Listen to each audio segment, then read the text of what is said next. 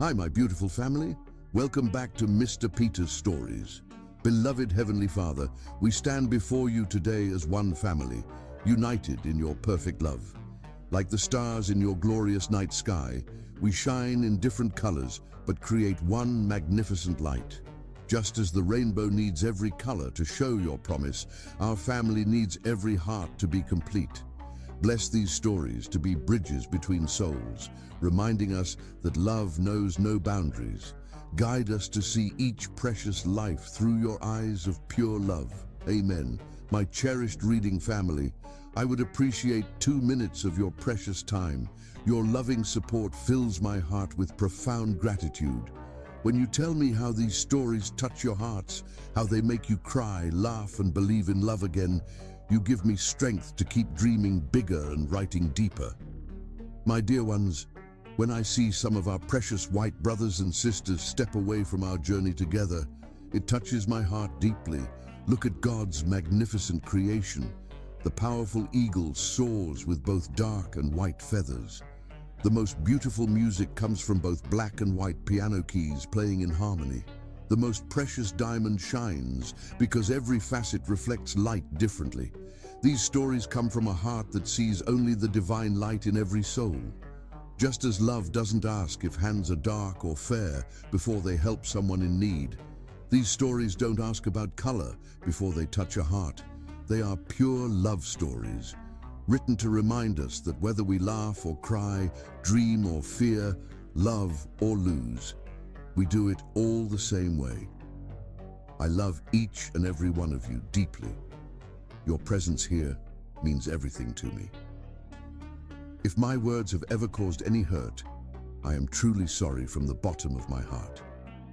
My only wish is to create stories that bring joy and unite us all in the beautiful dance of romance.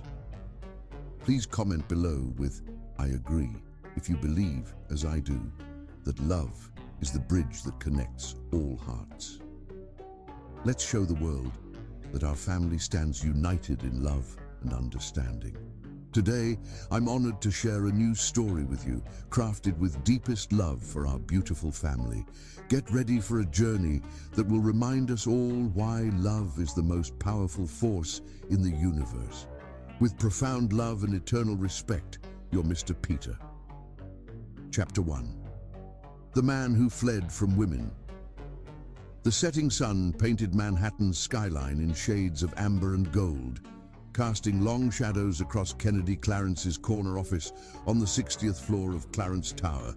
He stood at the floor-to-ceiling windows, hands clasped behind his back, watching his empire spread out before him like a concrete constellation. At 35, he had built himself into a legend. The youngest CEO to make the Fortune 500, the tech visionary who transformed his father's struggling manufacturing company into a global powerhouse, and the man whose touch turned failing businesses into gold. But legends, he knew, were built on carefully constructed lies. The truth was far more complicated than the glossy magazine covers and breathless financial news reports could ever capture. Kennedy reached up to loosen his perfectly knotted tie, a rare sign of the discomfort he typically concealed from the world. The Italian silk felt like a noose today, much like the burden of his carefully guarded secret. His reflection in the window showed what the world saw. Tall, imposing, with sharp features that could have been carved from marble. Dark hair swept back from a strong forehead, grey eyes that could freeze a boardroom with a single glance, and a jawline that seemed designed for magazine covers. His bespoke Tom Ford suit, in a shade of charcoal that emphasized his commanding presence, fit his athletic frame perfectly. The world saw power, confidence, success. None of them knew about the medicine cabinet in his private bathroom, stocked with EpiPens and antihistamines, or the air purification system that cost more than most cars, or the elaborate protocols his staff followed to ensure he never came into unexpected contact with female employees. The intercom on his desk chirped to life. "Mr. Clarence?" His assistant's voice was carefully modulated, male, as were all his direct reports. Your 2 p.m. is here. Ms. Richardson from Goldman Sachs. Kennedy's fingers tightened on his tie as the familiar sensation began, a slight tightening in his chest, the first warning sign of what was to come. Even the knowledge that a woman was about to enter his space was enough to trigger his body's violent rejection. "Cancel it," he said sharply, his voice carrying the authority of someone used to having his commands obeyed without question. "Sir, this is the third time we've rescheduled. The board is concerned about—" "I said cancel it, James." The words came out like ice. "Send my regrets. Family emergency." Family emergency. His standard excuse. The irony wasn't lost on him. The Clarence family name had opened doors throughout his life, but it had also cursed him with this inexplicable condition. The medical journals had no name for it. His army of specialists had no explanation for why proximity to women, any women, triggered an immediate and potentially lethal allergic response. Hives, difficulty breathing, sometimes even anaphylaxis. It had started in his teens, shortly after his mother's death. At first, the doctors blamed grief, then anxiety, then 100 other conditions. None of their diagnoses stuck, none of their treatments worked. By 20, he had learned to live with it, building his life around this unchangeable fact. Kennedy Clarence could not be near women without his body betraying him. The press called him eccentric, his board called him difficult. Society whispered that he was gay, though his condition affected him around lesbians just as severely. The truth was both simpler and more complex. He was a man apart, isolated by his own biology from half the world's population. He turned from the window and walked to his desk, a massive piece of mahogany that had belonged to his father. The surface was pristine, except for a single folder, today's acquisition reports. Work was his refuge, his constant companion. In business, at least, he could exercise the control that his body denied him in his personal life. The phone rang, his private line. Only 3 people had that number. "What is it, Marcus?" he answered, knowing his oldest friend's number by heart. Dr. Marcus Rivera's voice carried the warmth of 2 decades of friendship. "Your assistant called me. Another cancellation." Kennedy sank into his chair, allowing himself to show the weariness he never revealed to others. "I couldn't risk it. Not today." The symptoms started just from knowing she was in the building. "It's getting worse, isn't it?" Marcus's concern was evident. "The preventive doses aren't working like they used to." "Nothing works like it used to." Kennedy ran a hand through his hair, disturbing its perfect arrangement. "The last attack put me in the hospital for 3 days. If the press had gotten wind of it—" "You can't keep living like this, Ken. Let me bring in Dr. Chen from Johns Hopkins. Her research into psychosomatic—" "No!" The word came out like a whip crack. "No more doctors, no more theories. I've accepted what I am." The silence on the other end of the line spoke volumes. Marcus had been there from the beginning, first as the son of the family physician, then as a medical student watching his friend suffer through countless failed treatments, and now as one of the country's top immunologists still searching for answers. "Acceptance isn't the same as giving up," Marcus finally said. "Your father wouldn't have wanted—" "My father's dead." Kennedy cut him off. "And I've built something he never could. Clarence Industries doesn't need me to shake hands and kiss babies. It needs me to make decisions, to lead. I can do that from behind these glass walls." A knock at his office door interrupted them. Through the frosted glass, he could see James's silhouette. "I have to go," Kennedy said. "Don't worry about me, old friend. I stopped needing a normal life a long time ago." He hung up before Marcus could argue and called out, "Come in." James entered with a stack of papers requiring signatures. His assistant was efficient, loyal, and most importantly, understood the rules that governed Kennedy's carefully constructed world. No unexpected visitors, no female employees above the 59th floor, no surprises. "The acquisition paperwork for Jensen Tech," James explained, placing the documents on the desk. And the board would like to know if you'll be attending the charity gala next month? Kennedy's jaw tightened. The annual Clarence Foundation Gala was his personal curse, a necessary evil for maintaining the company's public image. Each year, he made a brief appearance, spoke from a carefully cordoned-off podium, and disappeared before his condition could manifest. Each year, it got harder. The usual arrangement, he said, signing the papers with swift, decisive strokes. 20 minutes, no close contact, private entrance and exit. Very good, sir. James gathered the signed documents. Will you be needing anything else this evening? Kennedy glanced at his watch. Nearly 7. Another day successfully navigated. Another set of barriers maintained between himself and the world that could kill him with a touch. No, that's all. He turned back to the window, where the last rays of sun were fading into twilight. You can go home, James. The door closed softly behind his assistant, leaving Kennedy alone with the empire he'd built and the emptiness he'd never admitted to anyone. From this height, the city lights looked like stars scattered across the darkness, each one representing a life being lived, connections being made, love being found and lost and found again. He pressed his forehead against the cool glass, allowing himself a moment of weakness no one would ever see. In the reflection, he could almost see his mother's face, her warm smile, her gentle hands, the love in her eyes before illness took her away. The last woman he had ever been able to touch without his body revolting. I did it, Mom, he whispered to the ghost in the glass. I built it all, just like you said I could. But in the growing darkness, surrounded by the trappings of his success, Kennedy Clarence knew the truth that all his money and power couldn't change. He was the man who could have everything except the one thing every human heart craves most. Little did he know, fate was about to throw his carefully ordered world into chaos in the form of a brilliant, beautiful woman who would challenge everything he thought he knew about his condition and himself.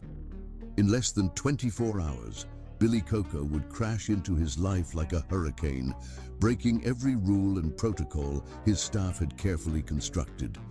But for now, in his solitary tower, Kennedy stood guard over his empire of isolation, unaware that his walls were about to come crumbling down. Chapter 2. The Rule Breaker. Billy Coco stood in the shadow of Clarence Tower, her heart pounding with equal parts fury and determination. The morning sun glinted off the building's glass facade, 60 stories of corporate power stretching toward the clouds like a modern-day fortress. She clutched her tablet closer to her chest, feeling the weight of 5 years of research, countless sleepless nights, and the hopes of thousands of patients resting in its digital contents. She hadn't planned to storm the office of New York's most notorious billionaire. That wasn't her style. As the founder and CEO of Cocotech Biologics, she preferred to let her research speak for itself. But when her lawyers had called at dawn with proof that Clarence Industries' pharmaceutical division was attempting to patent a suspiciously similar version of her groundbreaking autoimmune treatment, she knew diplomacy was no longer an option. I'm sorry, Ms. Coco, but Mr. Clarence isn't taking any meetings today, the security guard at the lobby desk repeated, his expression carefully neutral. Perhaps you'd like to schedule something through proper channels. Billy's fingers tightened around her tablet. Proper channels. That's what they'd said for the past 3 weeks while their lawyers had worked to steal her life's work. Her grandmother's voice echoed in her mind. Sometimes, baby girl, you got to make your own door when they won't let you through theirs.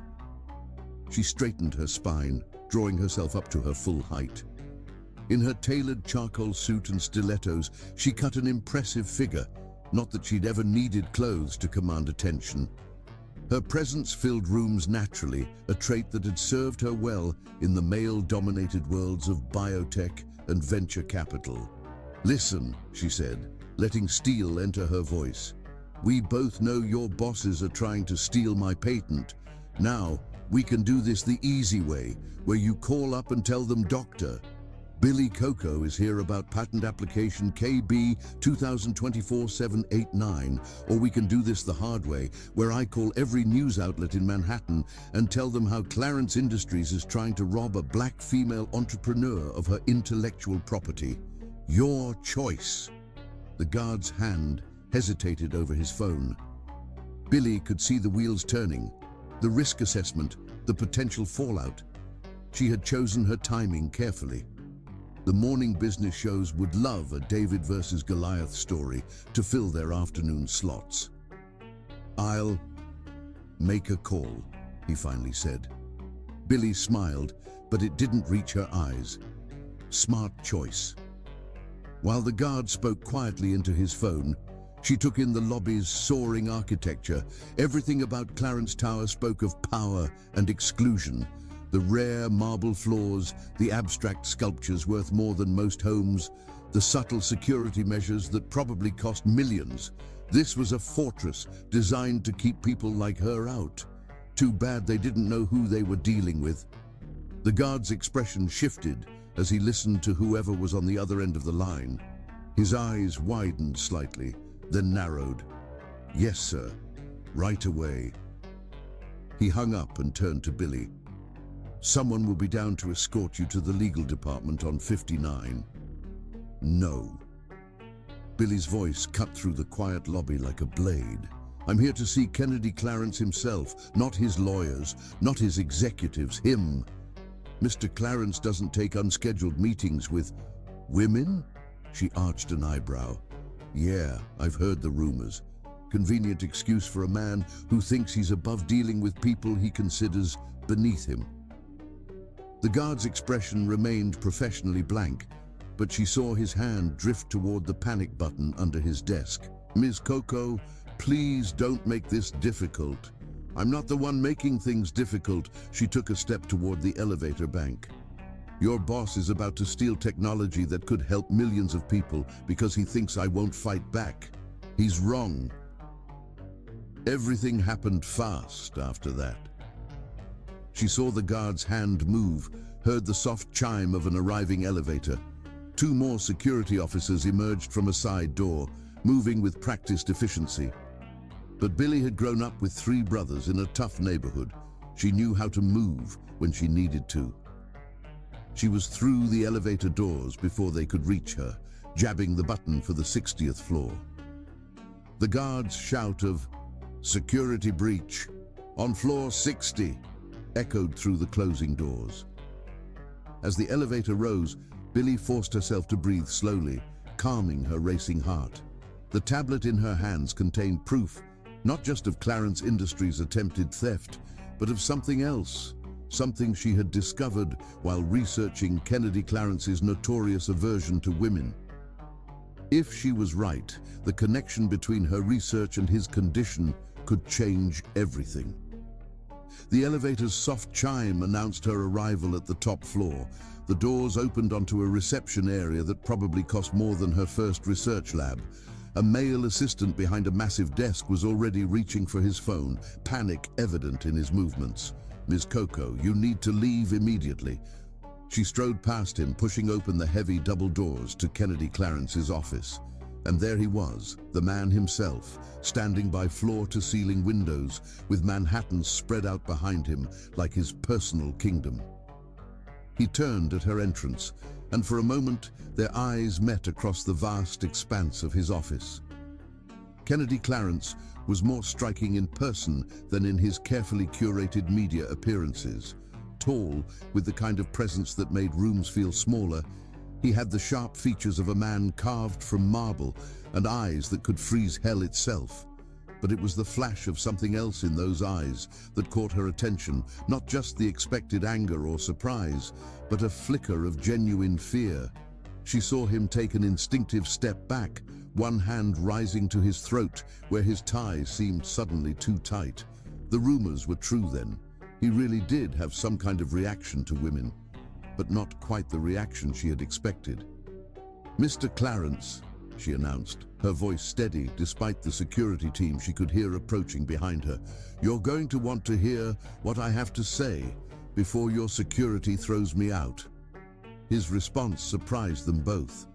Instead of calling for security immediately, he studied her with those intense grey eyes, even as a visible tremor ran through his frame.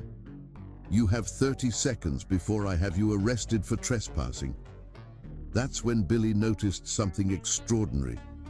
Kennedy Clarence was still standing, still breathing normally, still forming coherent sentences. According to every report she had read while researching him, he should have been on the floor in anaphylactic shock by now. Instead, he was fighting whatever reaction he was having, and winning. She took a deliberate step forward, watching his response carefully. His breathing hitched, but he held his ground. "Fascinating. Your pharmaceutical division is trying to steal my patent," she said, keeping her voice calm and professional despite the circumstances. "But that's not why I'm really here." 20 seconds, he growled, but she could see the confusion in his eyes. He was feeling it too, the fact that something was different about this encounter. "I've spent the last 5 years developing a treatment for autoimmune disorders that cause the body to attack itself," she continued, taking another careful step forward. "While researching your company's theft attempt, I found your medical records." His face hardened into a mask. "Get her out of here," he commanded, but his voice lacked its usual authority. The security team that had finally caught up hesitated in the doorway, watching their boss with concern. They had never seen him last this long in a woman's presence. Billy pressed her advantage. "Your condition isn't what you think it is, Mr. Clarence, and my research might be the key to understanding why your body rejects female presence.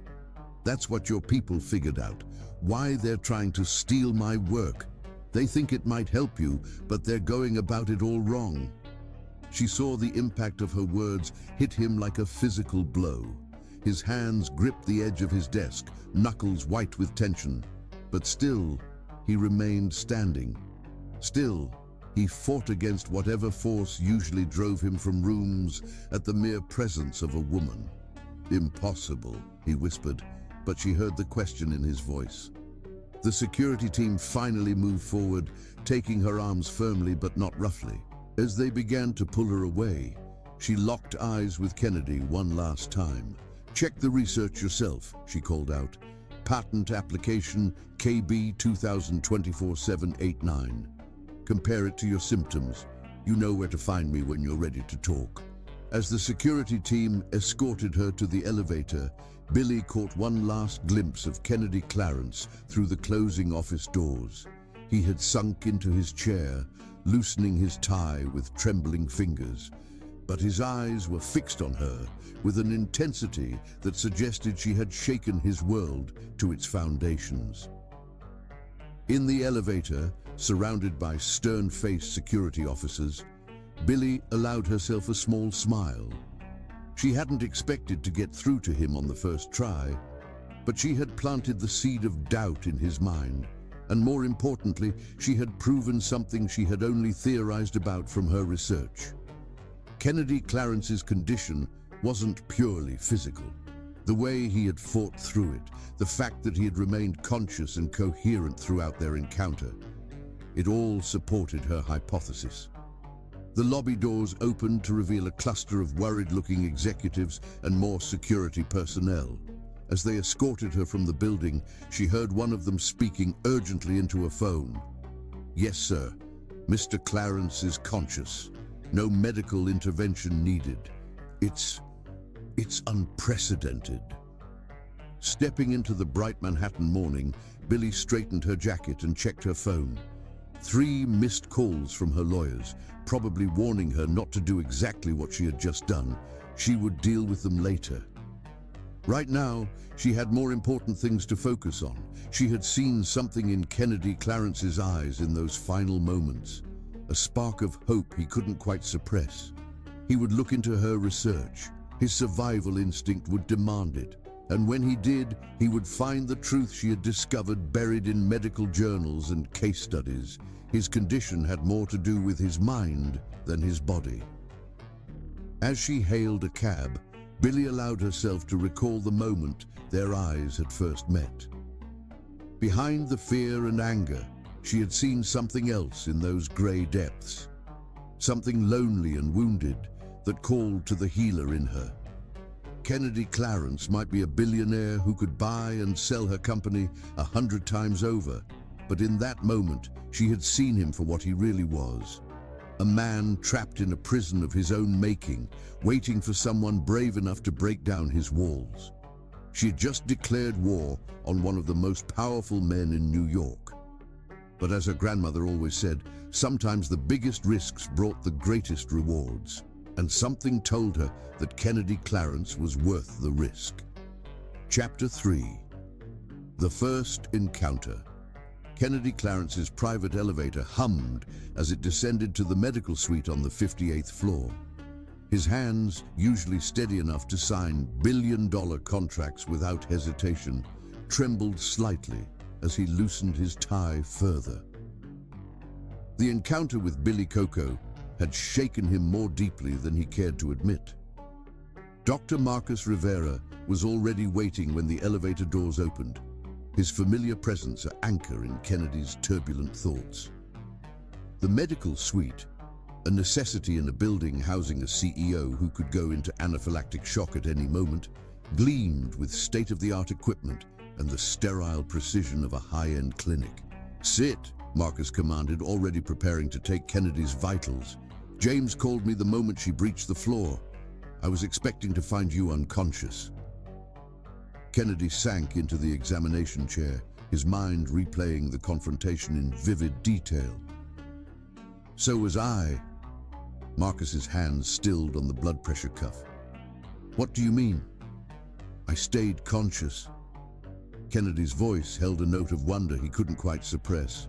Breathing was difficult, yes. The usual symptoms started: tightness in the chest, burning sensation under the skin. But it was different, manageable. "That's impossible." Marcus reached for Kennedy's wrist, counting his pulse. "In 20 years, you've never been able to remain functional in close proximity to a woman. The longest you've managed is 90 seconds, and that was with enough antihistamines in your system to knock out a horse." Kennedy closed his eyes, seeing again the fierce determination in Billy's face as she'd confronted him. "She said something about her research, about my condition not being what we think it is." Marcus's silence spoke volumes. When Kennedy opened his eyes, he found his oldest friend wearing an expression he hadn't seen since they were teenagers, trying to understand why Kennedy's body had suddenly turned against him. "What aren't you telling me?" Marcus sighed, pulling up a chair. "I've been following Dr. Coco's research for months. Her work on autoimmune responses and psychosomatic triggers, it's revolutionary. When I saw the patent application from our pharmaceutical division, I knew they were trying to acquire it by any means necessary." "You knew?" Kennedy's voice dropped to a dangerous register. "You knew they were planning to steal her work?" "I knew they were interested in it. I didn't know they'd go this far." Marcus ran a hand through his graying hair. "Ken, her research could explain why traditional treatments have never worked for you. She's discovered a connection between childhood trauma and the body's autoimmune responses that could stop." Kennedy stood abruptly, ignoring the way the room swayed slightly. "I'm not going down this road again. No more theories, no more treatments, no more hope." Marcus's quiet words hit like a slap. "You just experienced something unprecedented. For the first time in 20 years, you maintained consciousness and cognitive function in a woman's presence. Doesn't that make you wonder?" Kennedy turned to stare out the window, his reflection ghostly against the Manhattan skyline. The truth was, he hadn't stopped wondering since Billy Coco had burst into his office. It wasn't just that he'd remained conscious. It was the way his symptoms had seemed to respond to his will for the first time ever, as if something in her presence had awakened a part of him that had been dormant for decades. "Have you read her research?" he asked finally. "Everything I could access." Marcus moved to stand beside him. "She's brilliant, Ken. Her understanding of the connection between psychological trauma and physical symptoms, it's like nothing I've ever seen. And the success rates in her clinical trials." "Send me everything." Kennedy's decision crystallized as he spoke. "And get me the complete file on that patent application. I want to know exactly what our people were planning." Marcus's reflection smiled. "Already done. It's waiting in your secure server." Kennedy turned to face his friend, seeing the hope he tried so hard to suppress mirrored in Marcus's eyes. "This doesn't mean I'm starting treatment again. I just want to understand what she thinks she knows about my condition." "Of course," Marcus's tone was carefully neutral. "Although you might want to hurry. If she goes public with the patent theft attempt, she won't." Kennedy's certainty surprised them both. "She could have called the press before coming here, could have turned this into a public relations nightmare. Instead, she came directly to me." "Because she's more interested in helping you than hurting the company," Marcus concluded. Interesting woman. Kennedy's mind flashed to the way Billy had stood her ground, fierce and brilliant and utterly unafraid. Interesting is one word for it. Back in his office, Kennedy found himself unable to focus on anything except the secure folder Marcus had sent.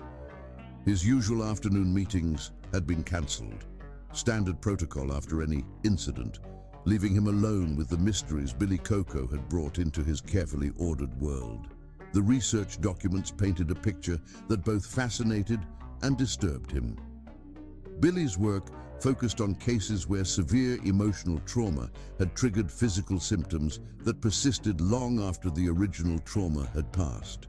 Her breakthrough lay in understanding how the mind could essentially reprogram the body's immune system, creating genuine physical responses to psychological triggers. One case study in particular caught his attention: a young boy who had developed severe allergic reactions to dogs after witnessing his beloved pet die in a traumatic accident. Traditional allergy treatments had failed, but Billy's approach, combining psychological intervention with targeted immune therapy, had gradually allowed him to be around dogs again. Kennedy's hands tightened on his desk as memories he'd long suppressed tried to surface. His mother's final days, the helplessness he'd felt watching her slip away, the way his world had shattered when she finally left him. The first allergic reaction had come just weeks after her funeral, during a hug from his aunt. Then another with his female tutor. Then another and another until his body had turned every female presence into a threat. The intercom buzzed, startling him from his thoughts. "Mr. Clarence," James's voice carried a note of concern. "Dr. Coco is in the lobby again. She's requesting another meeting." Kennedy's pulse quickened, but the usual panic didn't follow. Instead, he felt something else, a strange mix of fear and fascination that made his next words feel like stepping off a cliff. "Send her up." "Sir," James's shock was evident. "Are you sure that's... Have security escort her, and James, make sure Marcus is standing by." The minutes between his decision and Billy's arrival seemed to stretch endlessly. Kennedy used them to prepare himself, focusing on the breathing exercises that sometimes helped control his symptoms. He moved to stand by the windows, his preferred position for difficult conversations, where the vast cityscape below reminded him of everything he'd built despite his limitations. The door opened, and there she was again. Billy Coco walked into his office like she owned it, her confidence both irritating and oddly compelling. She had changed since the morning, trading her formal suit for a deep purple dress that somehow managed to be both professional and striking. Kennedy felt the familiar tightness in his chest begin, but like before, it seemed muted, present, but not overwhelming. "You read my research," she said without preamble. It wasn't a question. "You knew I would." His voice came out steadier than he expected. "That's why you came here instead of going to the press." A smile played at the corners of her mouth. "I had a feeling you were the type to do your homework." She moved further into the office, watching his reactions carefully. "Your symptoms are already different, aren't they? Less severe than usual." Kennedy fought the urge to back away as she approached. "Why are you here, doctor?" "Coco, really?" "Because I can help you." She stopped several feet away, respecting his space while maintaining eye contact.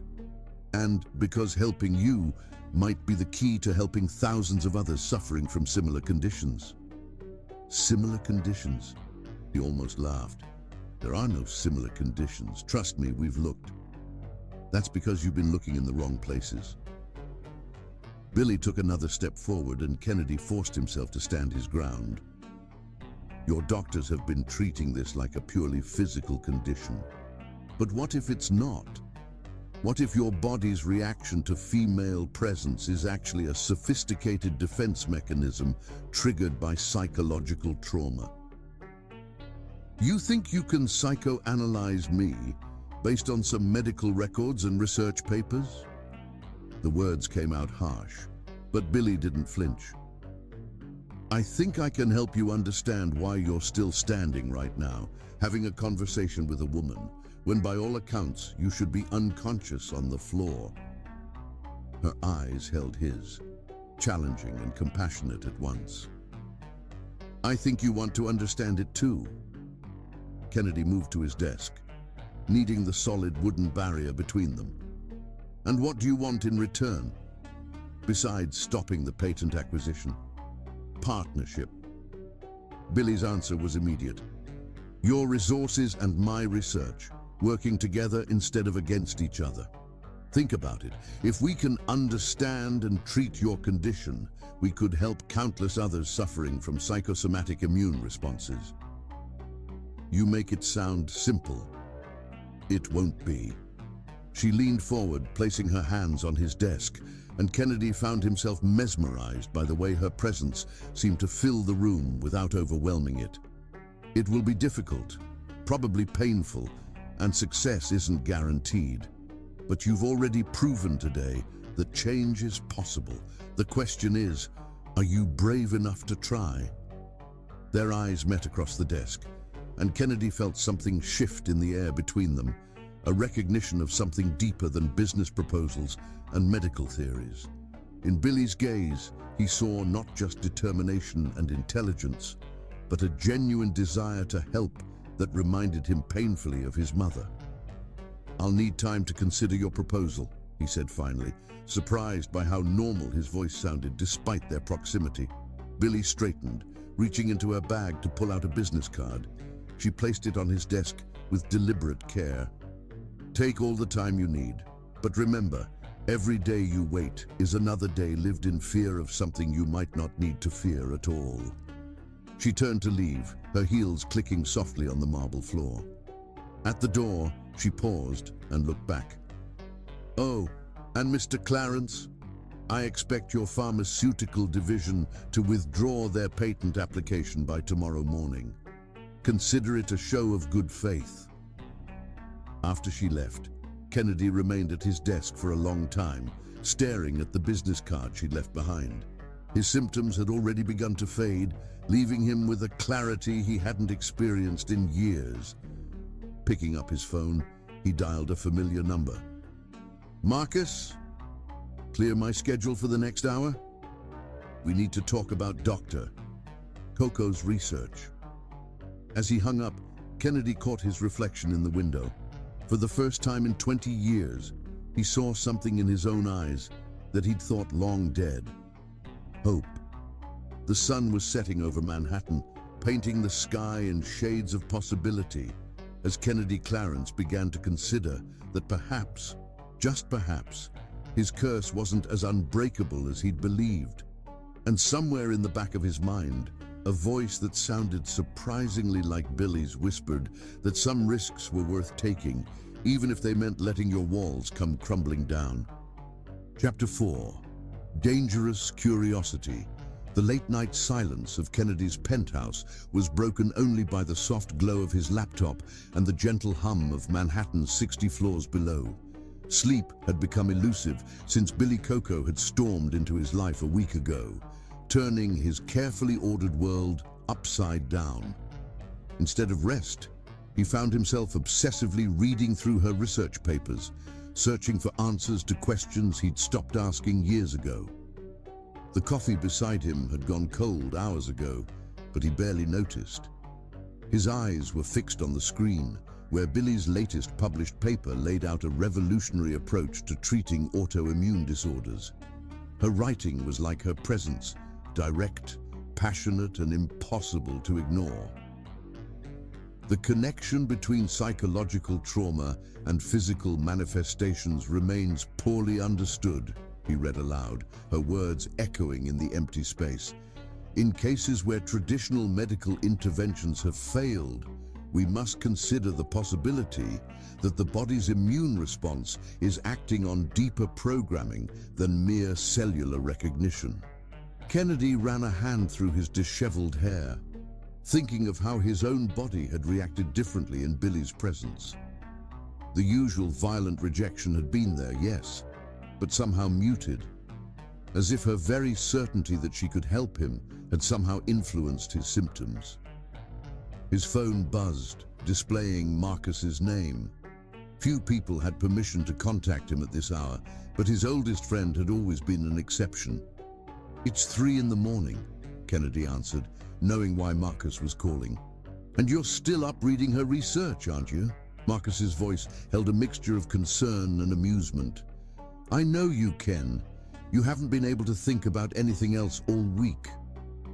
Kennedy's eyes drifted to the other papers spread across his desk. Medical journals, case studies, and most intriguingly, the complete history of Billy's work at Cocotec Biologics. "She's brilliant," he admitted quietly. "Her understanding of the mind-body connection, it's unlike anything we've seen before." "I know." Marcus paused. "The question is, what are you going to do about it?" The window beckoned, and Kennedy found himself standing before it, looking out at the city he'd built his empire in. From this height, the streets below looked like rivers of light, flowing endlessly through concrete canyons. Somewhere out there, Billy Coco was probably still awake too, working on research that could change countless lives. "I had James look into her background," Kennedy said finally. "Did you know she built Cocotec from nothing? Started in her garage with settlement money from her grandmother's wrongful death suit. Now she's on the verge of a breakthrough that could revolutionize autoimmune treatment." "And you're avoiding my question," Marcus observed. "Ken, I've watched you suffer with this condition for 20 years. We've tried every treatment, consulted every specialist, but I've never seen you respond to anyone the way you respond to her." Kennedy's reflection stared back at him, gray eyes troubled in the darkened glass. "It's dangerous, Marcus. If I let myself believe there's a cure, if I let myself hope, maybe hope is exactly what you need." Marcus's voice softened. "You can't keep living like this, building higher walls, isolating yourself from any chance at a real life." "I have a life," Kennedy protested.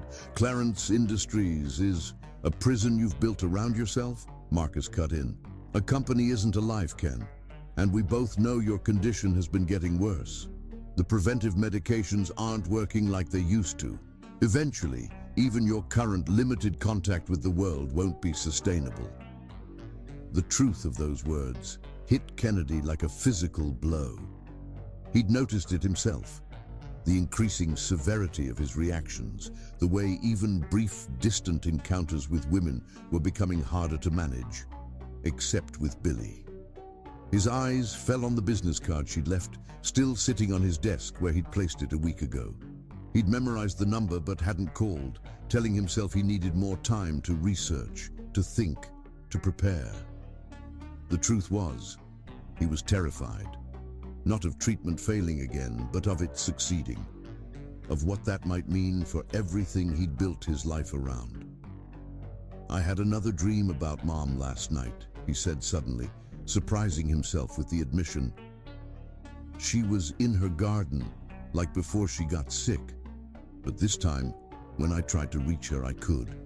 No reaction, no symptoms, just peace.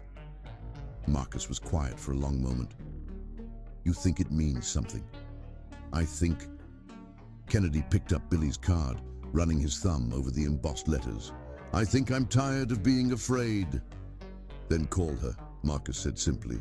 "What's the worst that could happen?" Kennedy almost laughed. "I could go into anaphylactic shock and die?" "You haven't so far. Not with her." Marcus's tone turned serious. "Ken, in all the years I've known you, I've never seen you back down from a challenge. You built an empire while fighting a condition that should have made it impossible. You've never let fear stop you from achieving your goals. So why are you really hesitating?" The question hung in the air as Kennedy remembered the way Billy had looked at him. Not with pity or clinical detachment, but with understanding and something else he couldn't quite name. She had seen past his walls, past his defenses, to something he'd buried so deep he'd almost forgotten it existed. "Because if she's right," he said slowly, "if this really is connected to psychological trauma, it means facing things I haven't let myself think about in 20 years. Your mother's death?" Kennedy closed his eyes, memories washing over him like waves. Everything. The helplessness of watching her slip away, the way the world seemed to collapse afterward. The first time my body rejected female contact, it was at her funeral, when my aunt tried to hug me. I've never told anyone that. "Maybe it's time to tell someone," Marcus suggested gently. "Someone who might actually be able to help you understand why it happened." Kennedy's phone buzzed again, an email notification. His breath caught when he saw the sender. Dr.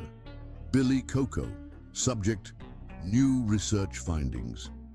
Urgent. The timestamp showed 3:17 a.m. She was awake too.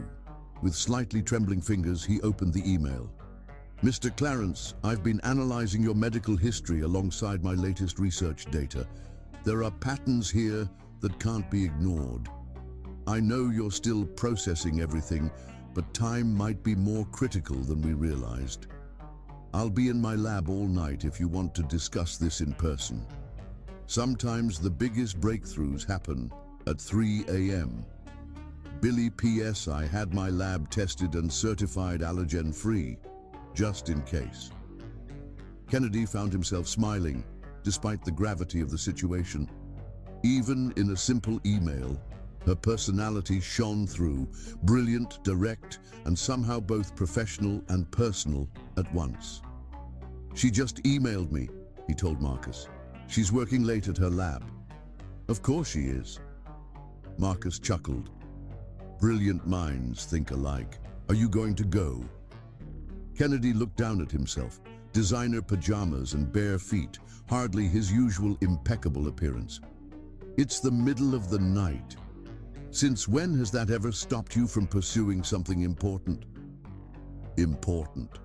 The word echoed in Kennedy's mind as he thought about everything he'd read this week.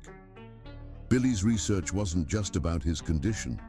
It was about understanding how trauma shaped the body's responses, how the mind could literally reprogram immune systems. If she was right, the implications went far beyond his personal struggles. "Her lab's been certified allergen-free," he said, almost to himself. "Sounds like she's thought of everything." Marcus's smile was audible. "She's as thorough as you are." Kennedy was already moving toward his bedroom, mind made up. "I'll call you tomorrow." "Good luck," Marcus said simply, and hung up. 20 minutes later, Kennedy stood in his private elevator, wearing one of his signature suits, his hair carefully styled despite the hour. Some habits were too ingrained to break, even at 3 a.m. His driver, used to odd hours and discretion, was already waiting in the garage with the Bentley. As they drove through the quietly humming city, Kennedy found his thoughts returning to the dream about his mother. In all the years since her death, he'd never been able to reach her in his dreams, his condition manifesting even in sleep to keep him apart. But last night had been different. The GPS directed them to an unassuming building in a developing area of the city, the kind of neighborhood where innovative startups could still afford lab space. Cocotec's logo glowed softly above the entrance, the only sign of life on the quiet street. Kennedy's phone buzzed with a text from an unknown number. Door code is 1893. Take the elevator to B2. Follow the blue line on the floor. I'll be in the main lab. B. His heart rate picked up as he punched in the code. This was madness. Going to meet a woman alone in the middle of the night, walking willingly into a situation his body had been rejecting for 2 decades. Yet something deeper than logic drove him forward, following the blue line through sterile corridors that smelled of disinfectant and possibility. He heard her before he saw her, the sound of fingers typing rapidly on a keyboard, punctuated by occasional murmurs of frustration. Then he turned a corner, and there she was. Billie sat surrounded by multiple computer screens, her hair pulled back in a messy bun, wearing a lab coat over what looked like yoga pants and an oversized sweater. She looked nothing like the polished businesswoman who had stormed his office, but somehow this version of her was even more compelling, raw, real, and completely absorbed in her work. She didn't look up as he entered, though he knew she must have heard him. Your latest blood work from 6 months ago shows increasing levels of inflammatory markers, she said without preamble.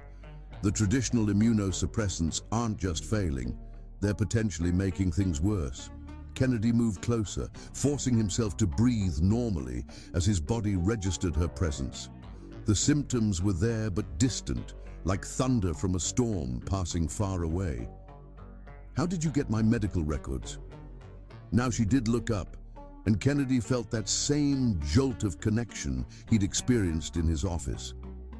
You really want to debate medical privacy laws at 3 in the morning?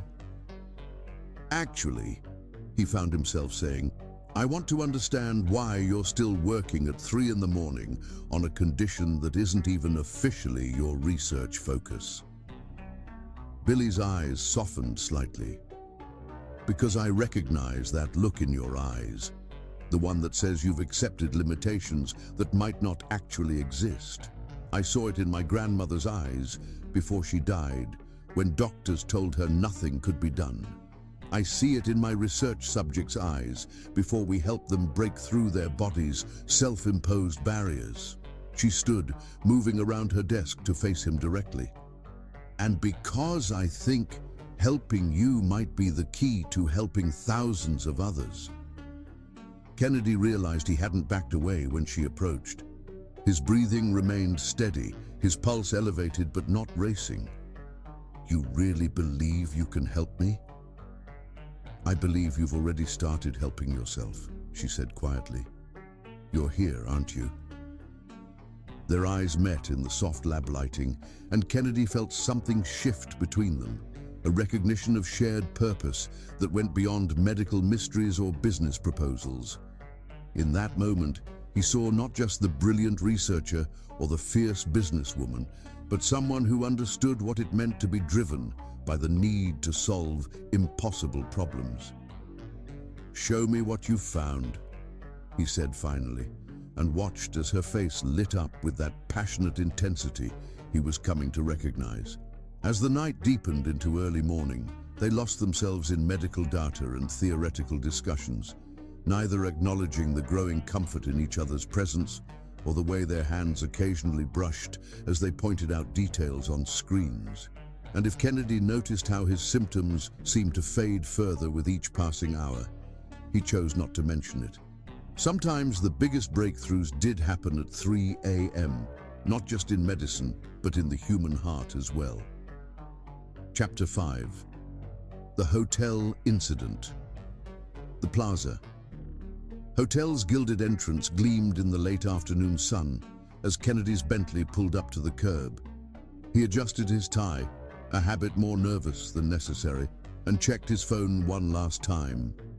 The calendar invite from his executive team was clear. Strategic planning meeting, private dining room B, 4 p.m. Something feels off, he muttered to himself as the doorman approached. In the week since his late-night visit to Billy's lab, he'd thrown himself into his usual work routine, trying to ignore the way his thoughts kept drifting to dark eyes and brilliant theories. The hotel's lobby was a study in old-world luxury, all marble floors and crystal chandeliers. Kennedy moved through it with practiced ease, nodding to the discreet security personnel his team always arranged in advance. Yet something about their positioning seemed different today, more scattered, less protective. His private elevator required a key card, another standard security measure. But when the doors opened on the correct floor, Kennedy immediately sensed the carefully orchestrated deception. The air carried a hint of jasmine, Billy's perfume. He'd noticed it that night in her lab, when they'd worked side by side until dawn broke over the city. "Harrison!" Kennedy called sharply to his head of security, who was positioned by the private dining room doors. "What's going on?" The man had the grace to look uncomfortable. "Sir, the board felt that given the recent improvements in your condition," Kennedy's pulse quickened as the pieces fell into place. "Who's in that room?" "Mr. Clarence." The voice behind him made him freeze. Olivia Chen, his board chair, emerged from a side door. "We've been watching the medical reports. Your reactions have been decreasing in severity, specifically around Dr. Coco. The board feels it's time to explore the possibilities this presents." His hands clenched into fists. "You arranged this? Without consulting me?" "Sometimes the best solutions require a gentle push," Olivia said smoothly. "Dr. Coco's research offers the first real hope we've seen in 20 years. The board has a responsibility to explore all options for ensuring the company's stable leadership." Before Kennedy could respond, the private dining room doors opened. The jasmine scent grew stronger, and he turned slowly, already knowing what he would find. Billy stood by the window, the late afternoon sun creating a halo around her silhouette. She wore a deep blue dress that seemed to capture the essence of twilight, her hair falling in soft waves around her shoulders. But it was her expression that caught him, surprise mixed with something that looked like hurt. "You didn't arrange this?" she asked, taking a step forward. Kennedy backed toward the door, fighting the familiar tightening in his chest. But something was different this time. The panic felt sharper, more immediate, not because of her presence, but because of the manipulation. "No," he managed to say, "this was not my idea." Billy's eyes narrowed as she looked past him to Olivia. "You told me he requested this meeting, that he was ready to discuss expanding our research partnership." "The board felt that formal channels were moving too slowly," Olivia explained, her tone professional but unapologetic. "Given the potential benefits to both parties." "Benefits?" Kennedy's voice cut through the room like ice. "You ambushed both of us, manipulated the situation, and violated every security protocol we have in place. Harrison, clear the floor, now." The security team moved with practiced efficiency, but Kennedy barely noticed. His focus had narrowed to Billy, who stood watching him with an expression he couldn't quite read. "I should have known," she said quietly. "This isn't your style." "I would never..." He had to pause, fighting for breath as the symptoms intensified. The betrayal, the anger, the violation of his carefully maintained boundaries, it all fed into his body's reaction. "This isn't how I work." Billy moved toward him, concern replacing hurt in her eyes. "Kennedy, you're breathing." "Don't." He held up a hand, backing away. "Please, I need to... I can't..." The walls seemed to be closing in. The jasmine scent that had been almost pleasant in her lab now felt overwhelming. Kennedy turned and fled, ignoring Olivia's calls and the startled looks from hotel guests as he bypassed the elevator for the emergency stairs. He made it down 2 flights before his legs gave out. Sinking onto the stairs, he fumbled for the EpiPen he always carried, but his hands were shaking too badly to manage it. "Let me help." Billy's voice came from above him, and he looked up to find her descending the stairs with careful steps. "Don't try to talk. Just focus on breathing." "You followed me?" The words came out strained. "Of course I did." She crouched beside him, maintaining a small distance. "I'm not about to let you go into anaphylactic shock in a hotel stairwell. Now where's your EpiPen?" "Inside pocket," he managed. "But you can't. The contact." "Kennedy." Her voice was firm but gentle. "Look at me. Really look at me." He forced his eyes to meet hers, and something strange happened. In the harsh fluorescent lighting of the stairwell, with his heart racing and his body rebelling, he saw past the physical threat his mind had assigned to her. He saw the intelligence behind her eyes, the genuine concern in her expression, the steady calm she radiated even in crisis. "Your symptoms are escalating because you feel trapped and betrayed," she said quietly. "Your body is responding to psychological stress more than physical proximity. Remember what happened in my lab? When you chose to be there, when you had control over the situation, your reactions were minimal." She was right, he realized. That night in her lab, working side by side for hours, he'd experienced only mild symptoms. Even their subsequent meetings in his office, when he'd been prepared and in control, had been manageable. "The board," he started. "Can go to hell," Billy finished, earning a surprised look. "Sorry, but what they did was unethical and potentially dangerous. They risked your health for their agenda, and they manipulated both of us. I don't work with people who operate that way." Despite everything, Kennedy felt his breathing begin to steady. "That's very refreshing to hear." "Yeah, well," she smiled slightly. "I meant what I said about wanting to help you, but it has to be on your terms. Trust and consent are crucial for treating conditions with psychological components." Kennedy looked down at his hands, noticing they had stopped shaking. The symptoms, they're subsiding. "Because you're regaining control of the situation," Billy explained.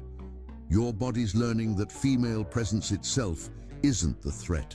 It's the loss of control, the feeling of being trapped or manipulated. That's consistent with what I've observed in your medical history and my research data." She shifted slightly, and Kennedy tensed, but the violent reaction he expected didn't come. Instead, he found himself studying the way the emergency lighting caught the gold undertones in her skin, the determined set of her jaw, the grace with which she balanced on the stairs beside him. "How did you know I'd come this way?" he asked suddenly. "Because I read people well. It's part of my job." She smiled that fierce smile he was coming to know. The elevator would have felt too confined, too controlled by others. You needed space and air.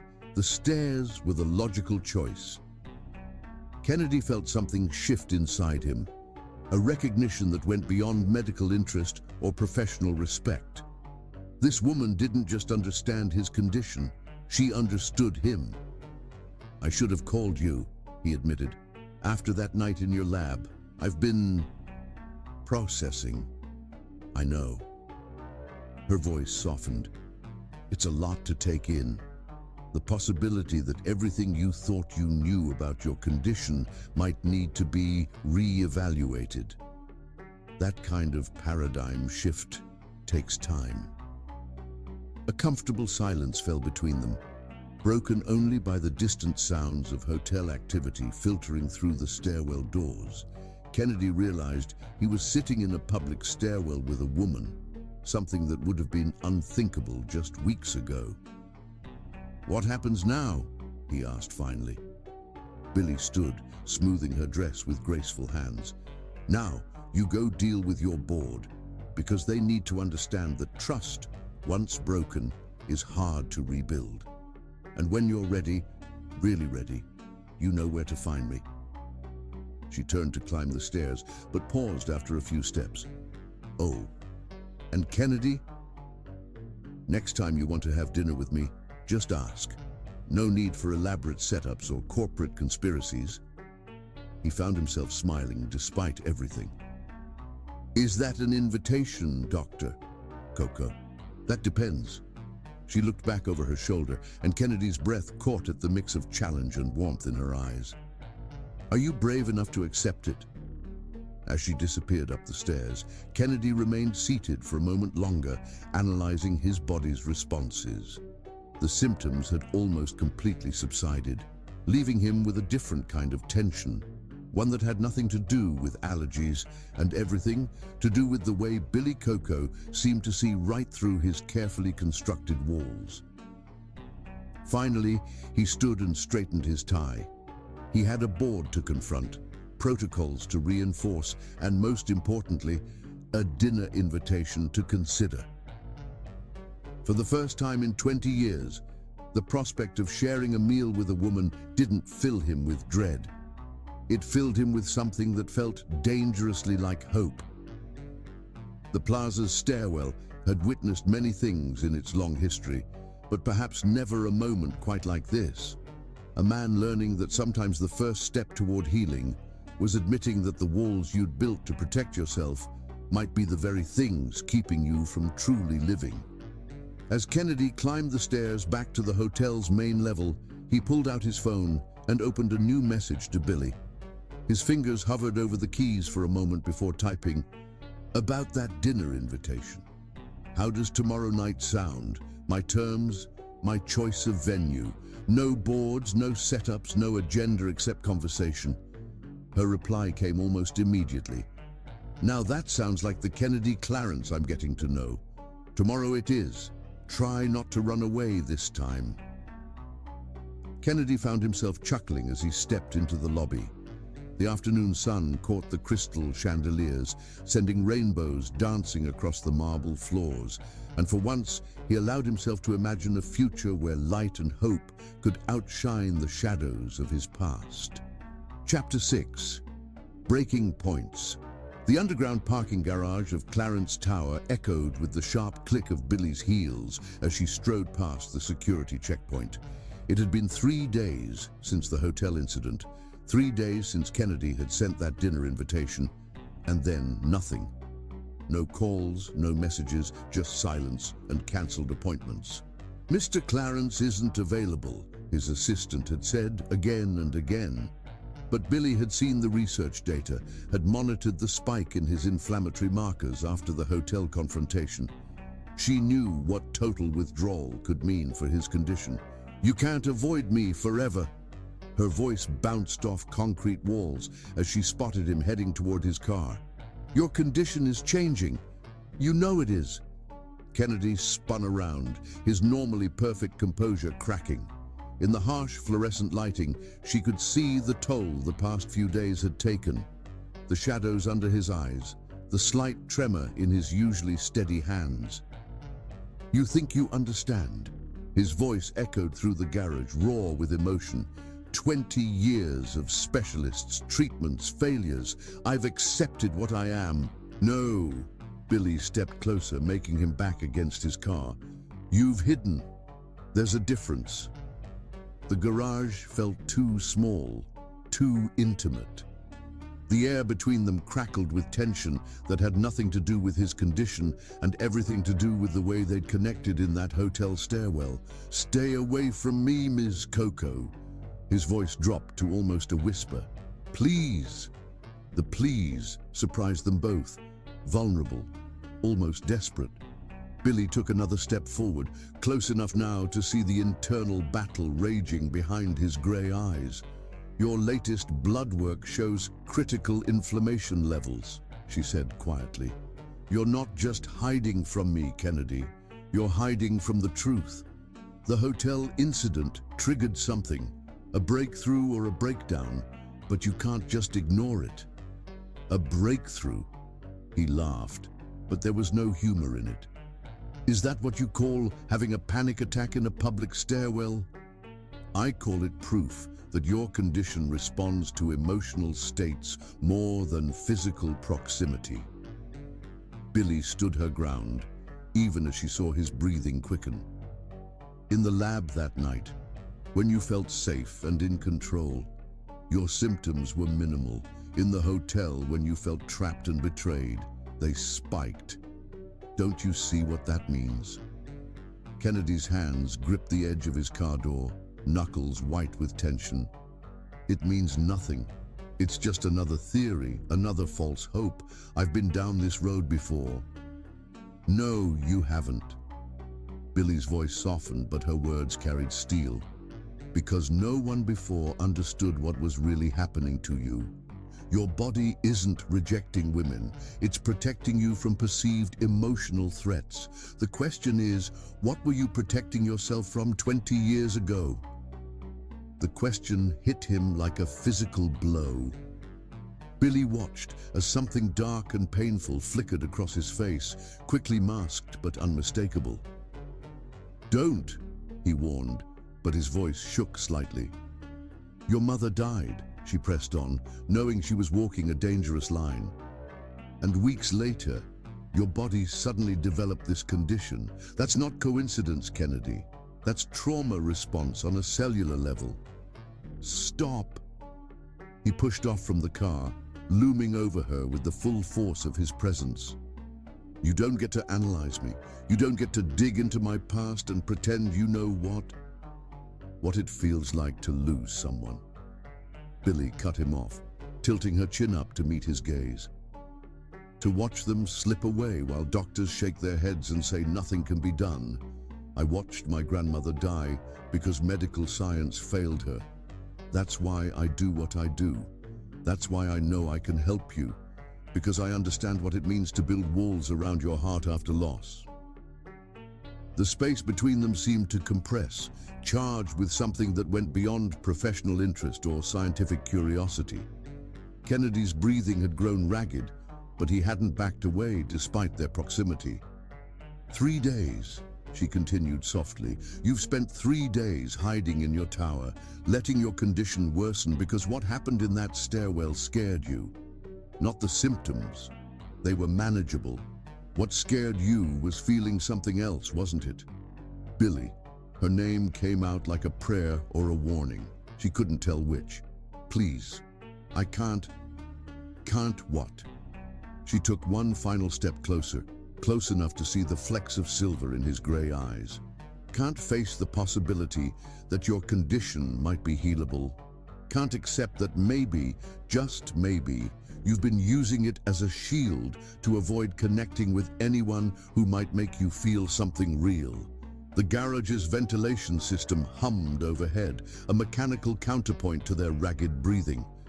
Kennedy's eyes hadn't left hers, and in them she saw a war being waged between decades of fear and something new, something dangerous and electric. You don't understand what you're risking, he said finally, his voice rough. If you're wrong, if this makes things worse, then we'll face it together. Billy reached out slowly, telegraphing her movement, and placed her hand over his where it gripped the car door. But I'm not wrong. Your body is already proving it. Look at us right now. A week ago, this much contact would have sent you into shock. Something's changing, Kennedy. The question is, are you brave enough to find out what? He stared at their hands, and Billy felt the slight tremor that ran through him. But he didn't pull away. Instead, his fingers shifted almost imperceptibly, adjusting to accommodate her touch. The dinner invitation, he said suddenly. I didn't cancel it because I was hiding. I canceled it because I spent 2 hours that morning in the medical suite, going over contingency plans with Marcus, testing different medications, arranging emergency protocols. I needed it to be safe. The admission hit Billy like a wave of warmth. Even in his withdrawal, he'd been thinking of her safety, of making sure his condition wouldn't put her at risk.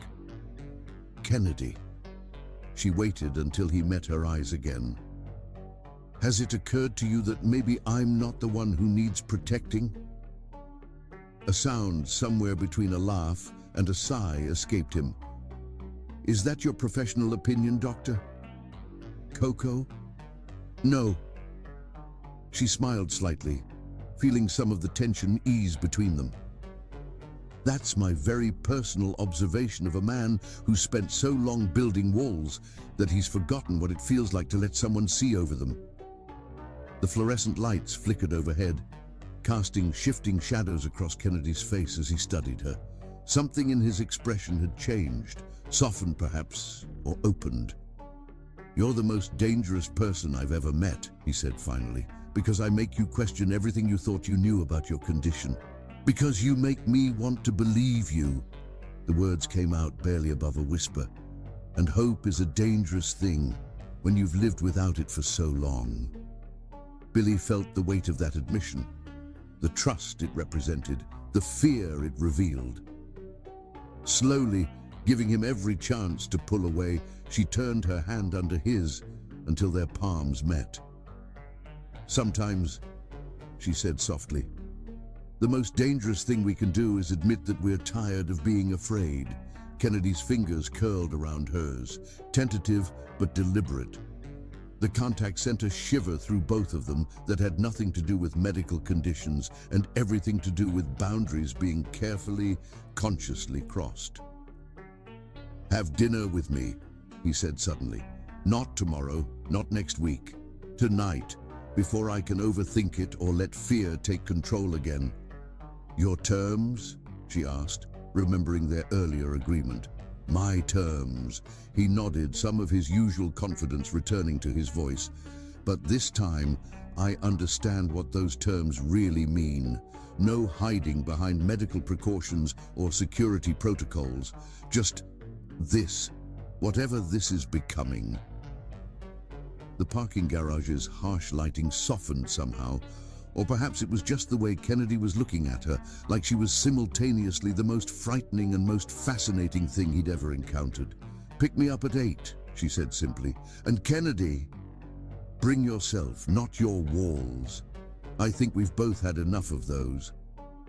As she turned to leave, her heels clicking against concrete in a rhythm that matched her heartbeat, Billy felt his eyes following her.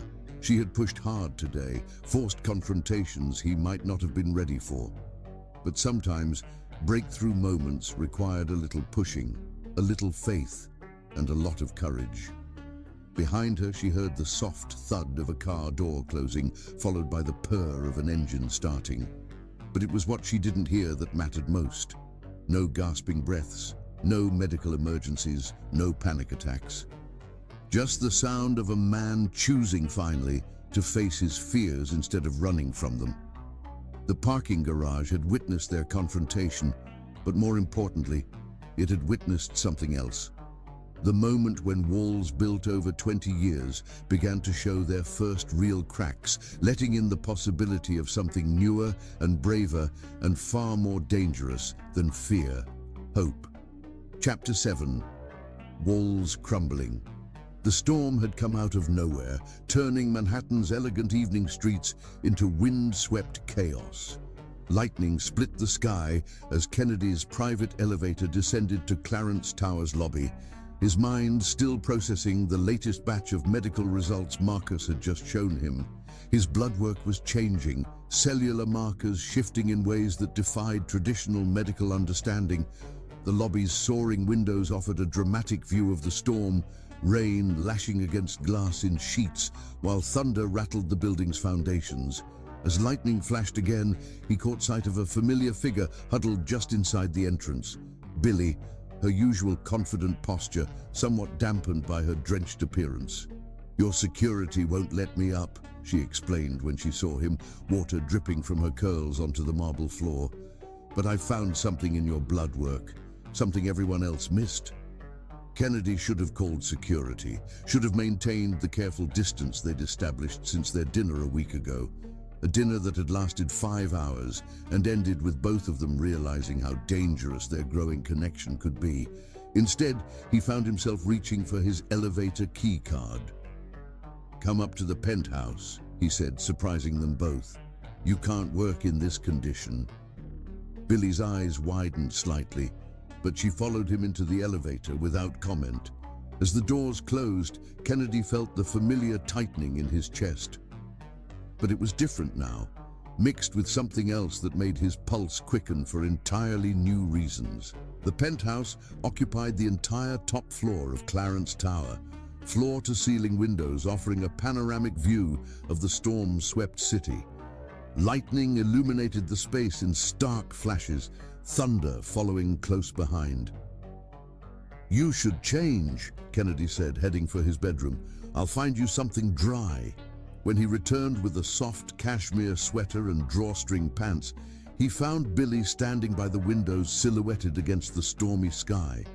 She had removed her wet jacket, but her silk blouse clung to her curves in a way that made Kennedy's breath catch.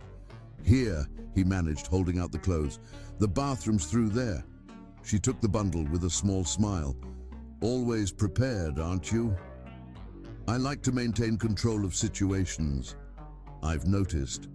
Her eyes met his, holding something knowing and challenging. "But control isn't always the answer, is it?" Before he could respond, she disappeared into the bathroom. Kennedy moved to the kitchen, needing distance and something to do with his hands. He was setting up his coffee maker when thunder cracked directly overhead, plunging the penthouse into darkness. "Kennedy?" Billy's voice came from the bathroom, uncertain for the first time since he'd known her. "Emergency lights should kick in," he called back, already reaching for his phone's flashlight. "Give it a minute." The backup system hummed to life, bathing the penthouse in soft amber light. Billy emerged from the bathroom wearing his clothes, her wet hair curling wildly around her face, and Kennedy felt something shift inside him, a recognition that this moment was somehow more intimate than any of their careful medical discussions or charged confrontations. "You said you found something in my blood work," he said, focusing on the familiar territory of his condition. "Yes." She moved to where she'd left her tablet, now recovered from her wet bag. "Look at these markers. The inflammation patterns aren't random, they're cyclical, responding to emotional triggers more than physical proximity." Kennedy leaned over her shoulder to see the screen, acutely aware of her scent, rain and jasmine, and something uniquely Billy. The data streams showed patterns he'd never noticed before, peaks and valleys that corresponded with specific events in his life. "This spike," she pointed, "was the day your board announced potential merger talks. And this one, the hotel incident. But look here, in your lab that night when we were working together, the levels dropped to nearly normal ranges." "Because I felt safe," he realized aloud. "In control." "No." Billy turned to face him, close enough that he could see the flecks of gold in her dark eyes. "Because you felt understood. There's a difference." Lightning flashed again, throwing their shadows against the far wall, two figures standing so close they almost merged into one. Kennedy should have backed away, should have maintained the professional distance that had protected him for so long. Instead, he found himself reaching out to brush a damp curl from her cheek. "What are you doing to me?" he whispered. Billy didn't pull away from his touch. "I'm not doing anything. You're the one choosing to lower your walls. It's dangerous," but he didn't move his hand. "Life is dangerous." She leaned slightly into his touch. "The question is, what are we more afraid of? The risk of pain or the certainty of regret?" Thunder rumbled again, but it felt distant now, background noise to the sound of their breathing and the electricity that had nothing to do with the storm. Kennedy's symptoms were present but muted, overwhelmed by other sensations, the softness of her skin under his fingers, the way her pulse jumped at his touch, the heat building between them. "The medical data," he started, but Billy placed a finger against his lips, silencing him. "Can wait," she finished. "Right now, I want you to notice something. You're touching me, voluntarily, without panic or preparation or medical supervision. Your body isn't rejecting me, it's responding to me. There's a world of difference between those two things. She was right. His heart was racing not from fear, but from desire. His breathing was quick, but steady. His hand had moved from her cheek to the curve of her neck, fingers tangling in damp curls. "This changes everything," he said softly, "only if you let it." Billy's hands came to rest lightly on his chest, and Kennedy felt the touch like fire through his shirt. "Your condition was never about rejecting women. It was about protecting yourself from emotional connection after losing your mother. But protection becomes prison if we let it define us forever." The storm raged outside, but in the amber emergency lighting of his penthouse, Kennedy felt something inside him finally break free. Years of fear and isolation crumbled like walls in an earthquake, leaving him exposed but somehow stronger. "Stay," he found himself saying, "not for medical research or blood work analysis, just stay. Let me order dinner. Let me try to understand what's happening between us without hiding behind medical terms or corporate walls." Billy's smile was soft but radiant. "Now that sounds like a breakthrough, Mr. Clarence." "Kennedy," he corrected, letting his forehead rest against hers. "I think we're well past formalities." They ordered Thai food from his favorite place, spreading medical files and research papers across his coffee table as they ate. But somewhere between analyzing data points and sharing stories about their pasts, the professional pretense fell away completely. Kennedy found himself telling her about his mother's garden, about summer afternoons, watching her tend roses and dreaming of future blooms. Billy shared stories of her grandmother's determination to see her succeed in medicine, even as cancer slowly took her away. "She would have liked you," Billy said softly, curled on his couch with a glass of wine. "My grandmother. She always said the strongest people were the ones brave enough to keep their hearts open after loss." "I haven't been very brave," Kennedy admitted, watching the storm through his windows. "I built all this, the company, the tower, the protocols, to avoid ever having to risk feeling that kind of pain again. But you're being brave now." She moved closer until her head rested against his shoulder. The contact sent warmth spreading through him instead of panic. "That's what matters." They sat in comfortable silence, watching lightning paint the sky in brilliant strokes. Kennedy's arm had found its way around her shoulders, his body finally understanding that touch could heal as well as hurt. "I should go," Billy said eventually, though she made no move to leave. "It's late, and we both have early meetings tomorrow." "It's still storming." Kennedy tightened his arm slightly. "Stay. The guest room is made up and your clothes won't be dry until morning anyway." She tilted her head to look at him, searching his face for signs of distress or uncertainty. Finding none, she smiled that fierce smile he'd come to cherish. "Are you sure? No medical supervision, no emergency protocols?" "Just us," he said simply, "finding out what happens when walls come down." The storm raged through the night, but in Kennedy's penthouse, something else was building. Something stronger than fear, more powerful than habit, and infinitely more dangerous than any medical condition. As he lay in his bed, listening to the thunder and knowing Billy was just down the hall, Kennedy realized that some risks were worth taking, some battles worth losing, if surrender meant finally finding your way home. The medical files lay forgotten on the coffee table, but they had served their purpose. Sometimes, the greatest breakthroughs happened not in labs or research facilities, but in the quiet moments when two hearts recognized something in each other that went beyond science, something that felt surprisingly like healing and dangerously like love. Chapter 8. Touch morning light streamed through the windows of Kennedy's private medical suite, casting long shadows across the array of medical equipment that had defined his life for 2 decades. He sat in his usual examination chair, but something was different today. The familiar tension that usually accompanied these sessions was absent. replaced by a quiet determination. "Your latest blood work is remarkable," Marcus said, studying the results with barely contained excitement. "The inflammatory markers have decreased by 60% in the past month. I've never seen anything like it." Kennedy nodded, his mind drifting to the night of the storm, to Billy curled against him on his couch. "It's not just the numbers, the symptoms. They're changing. Sometimes they're barely there at all." "Since when?" Marcus looked up sharply. "And with whom?" "You know with whom." Kennedy stood, moving to the window that overlooked the city he'd built his empire in. "Billy thinks she's figured it out. The true nature of my condition." Marcus set down the medical charts, giving his friend his full attention. "Tell me." "Your condition isn't physical," Kennedy quoted from memory, hearing Billy's voice in his head.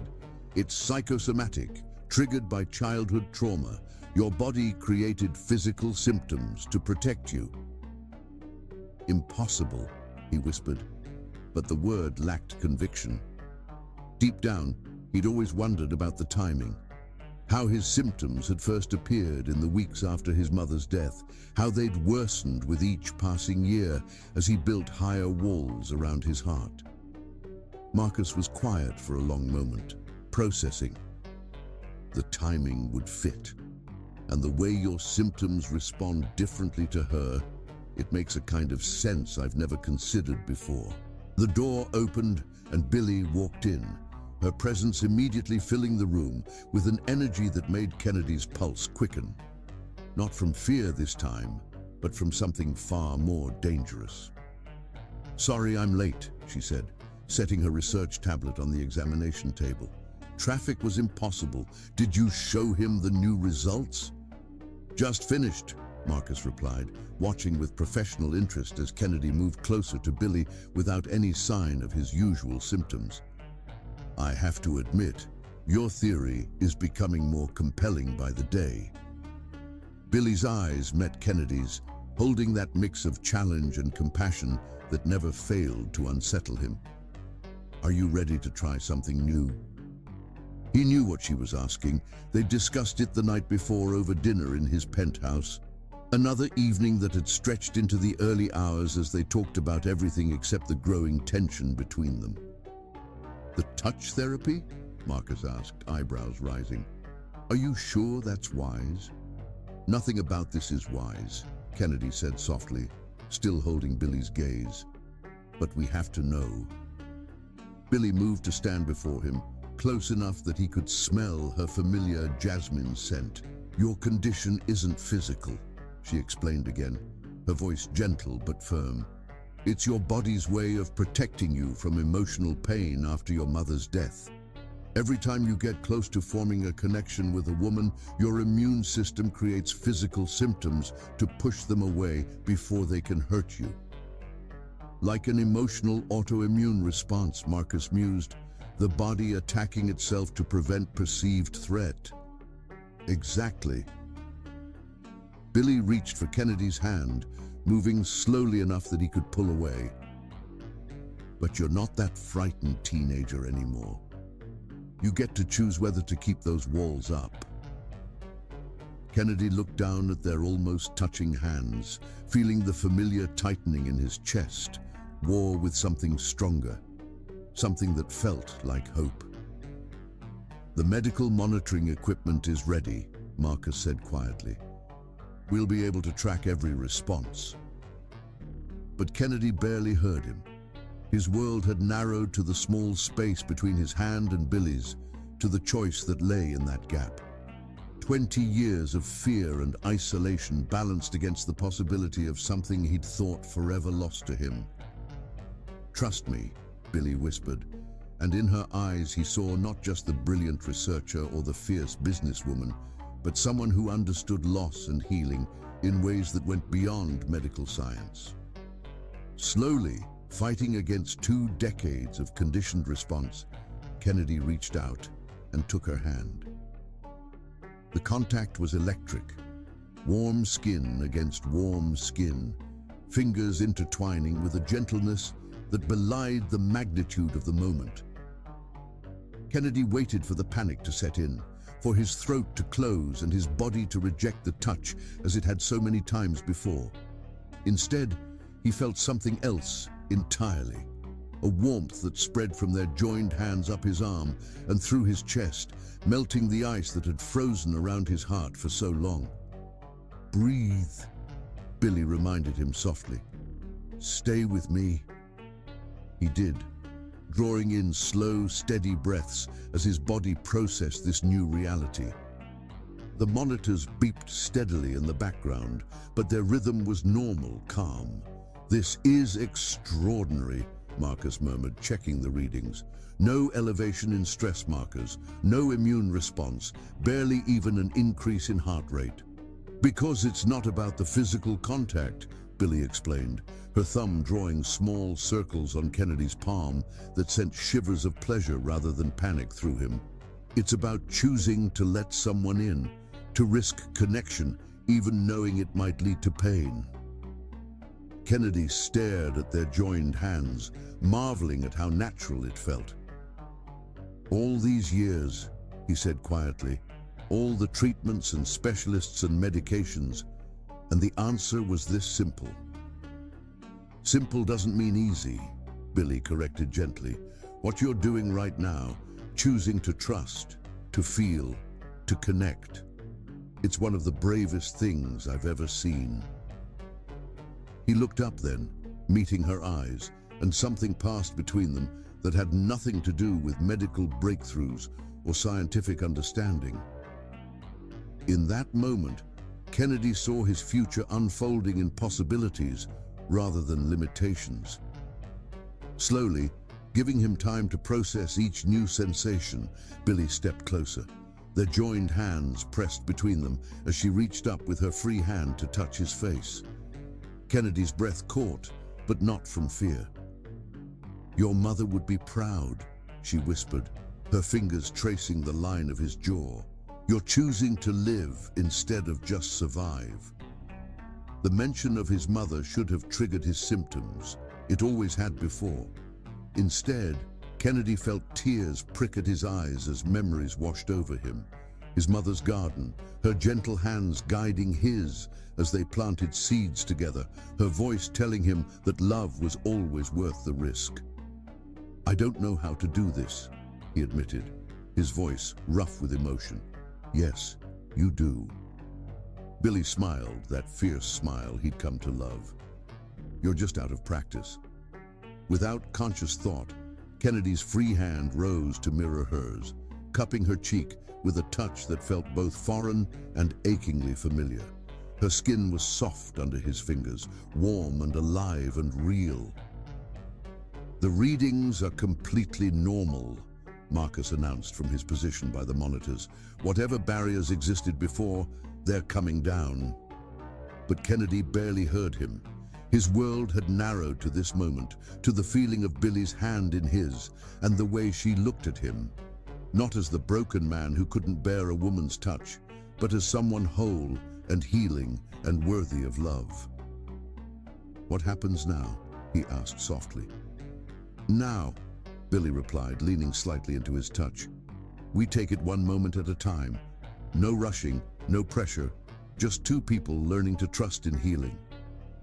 The morning sun painted patterns across the medical suite's sterile surfaces, transforming the room that had witnessed so much of Kennedy's suffering into a space of possibility.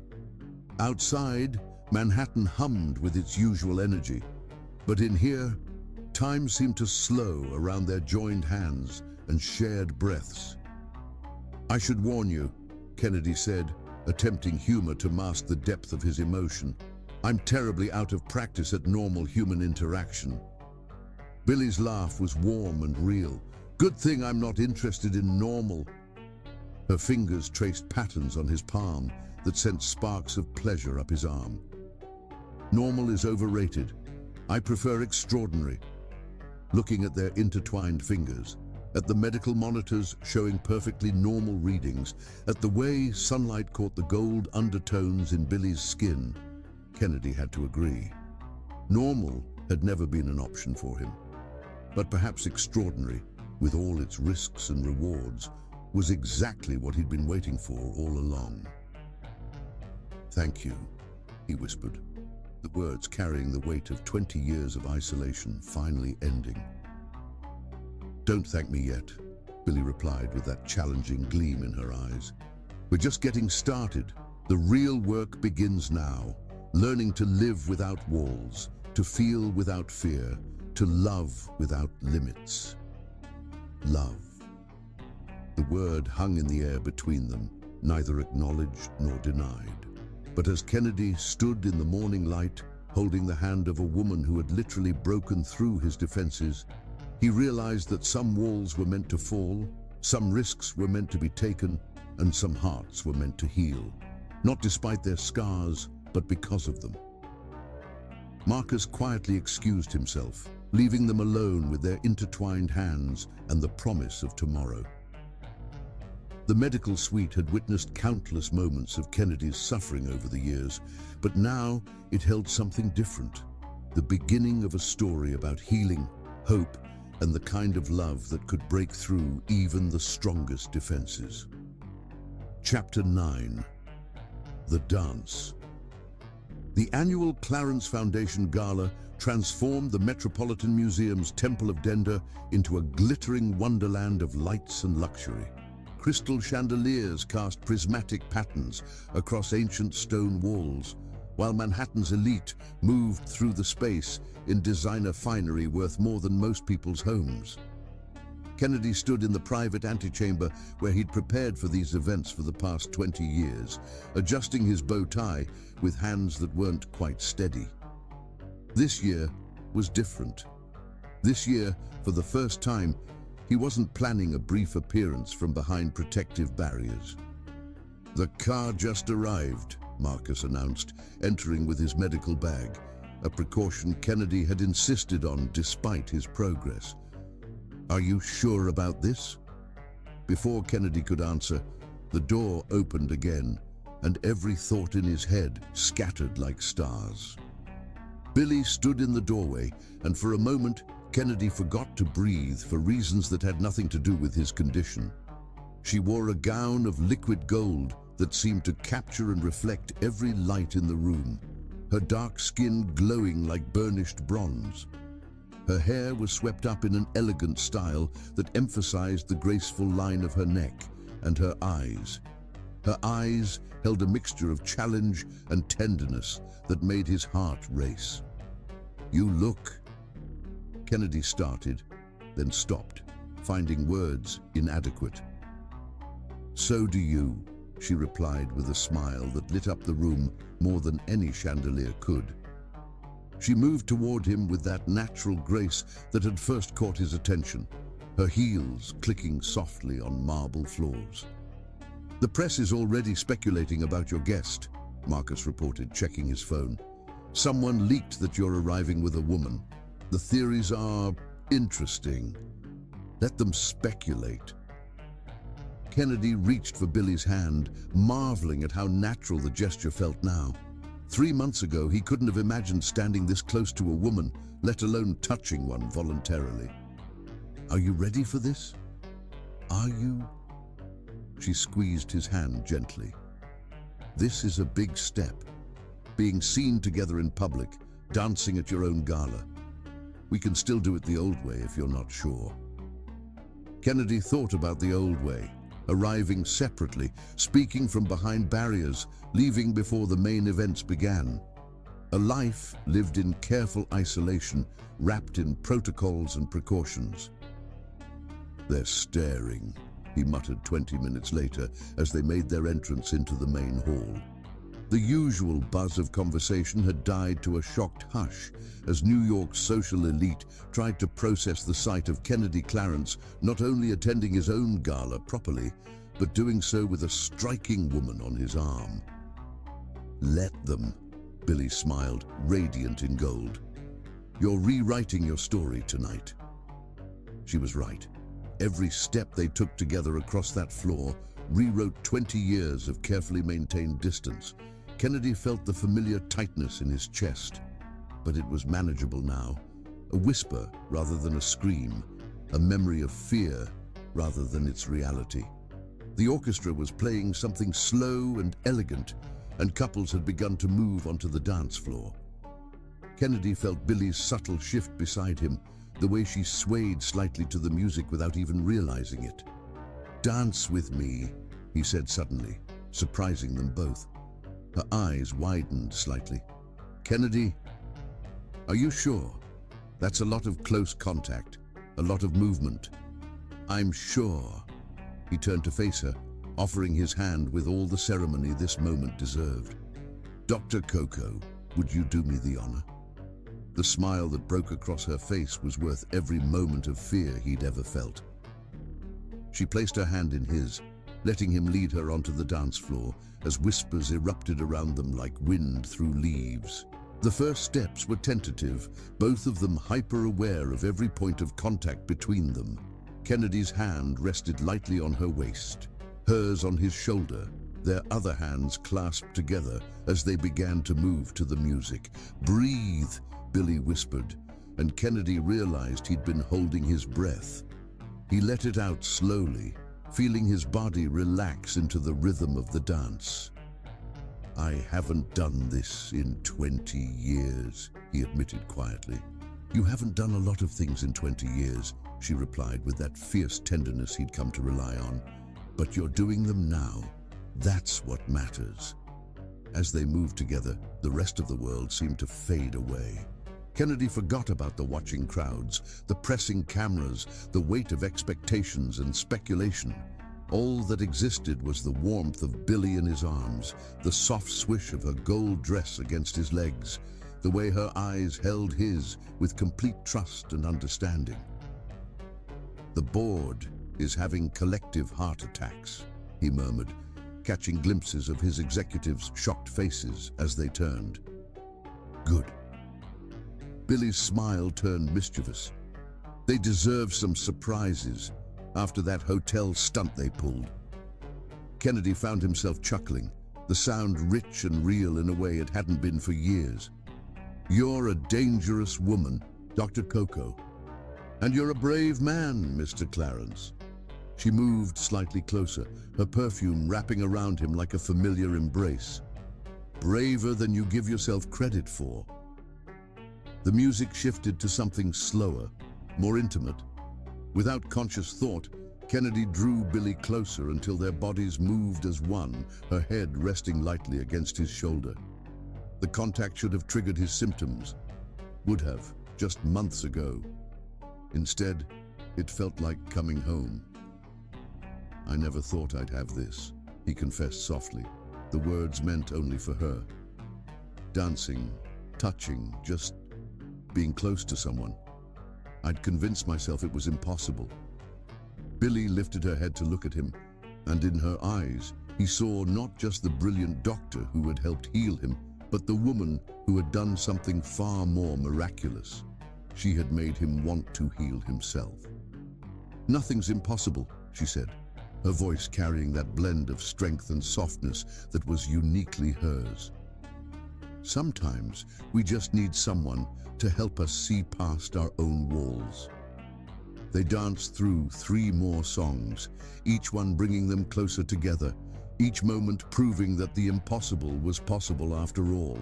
Kennedy was vaguely aware of photos being taken, of speculation running wild through the crowd, of his board members huddled in corners having intense discussions. None of it mattered. What mattered was the way Billy fit perfectly in his arms, how her heart beat steady and strong against his chest, how natural it felt to hold her close and move together as if they'd been doing this all their lives.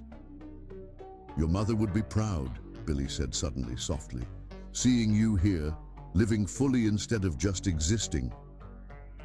The mention of his mother didn't bring the usual pain. Instead, Kennedy felt a warm rush of memory. His mother teaching him to dance in their living room, telling him that someday he'd find someone worth dancing with. "She would have loved you," he replied, surprising himself with the truth of it. "Your fierce heart, your determination to help others heal. Like mother, like son." Billy's hand squeezed his gently. She raised a man who built an empire while fighting impossible odds, who never gave up, even when the world told him he had to live with limitations.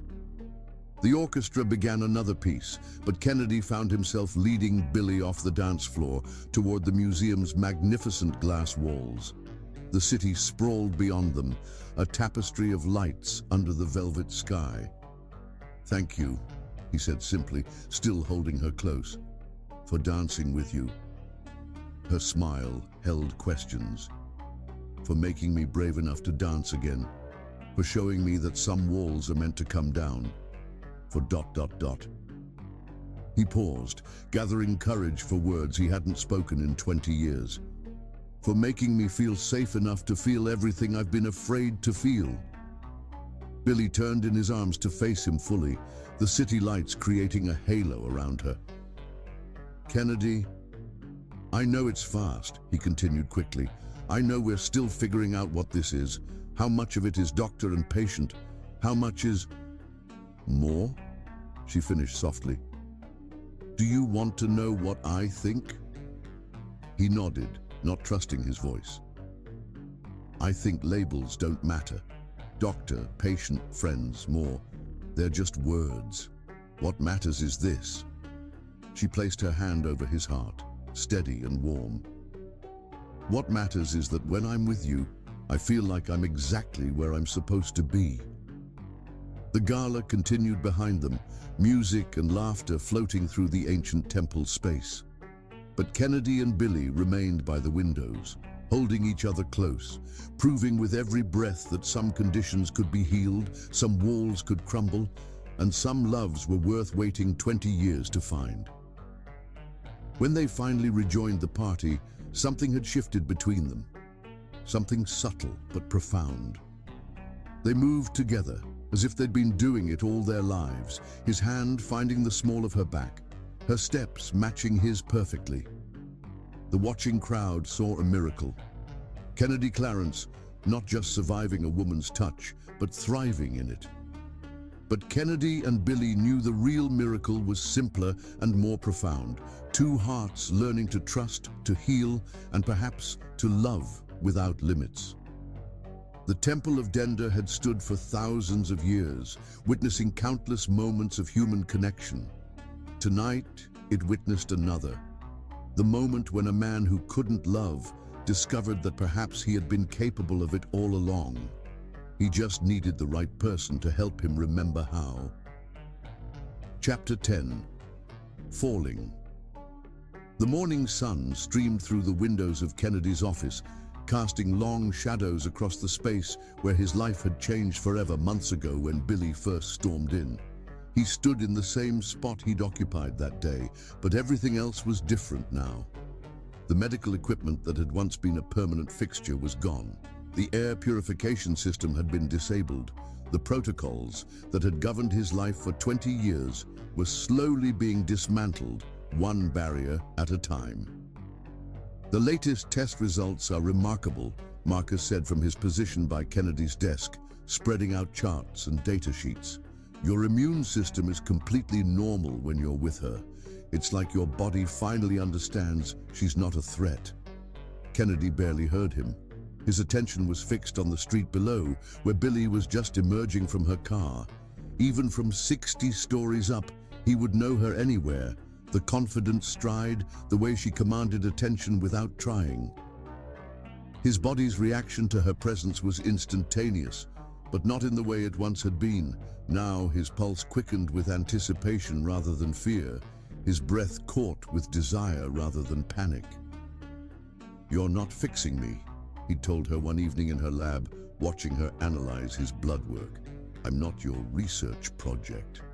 "No," Billy had agreed, perching on his desk with that fierce grace that always caught him off guard. "You're the man I'm falling in love with. The research just helped me get close enough to do that." The admission hung between them, weighty with possibility. Now, watching her enter his building, Kennedy felt the truth of those words echo in every beat of his heart. The intercom buzzed. "Dr. Coco is on her way up.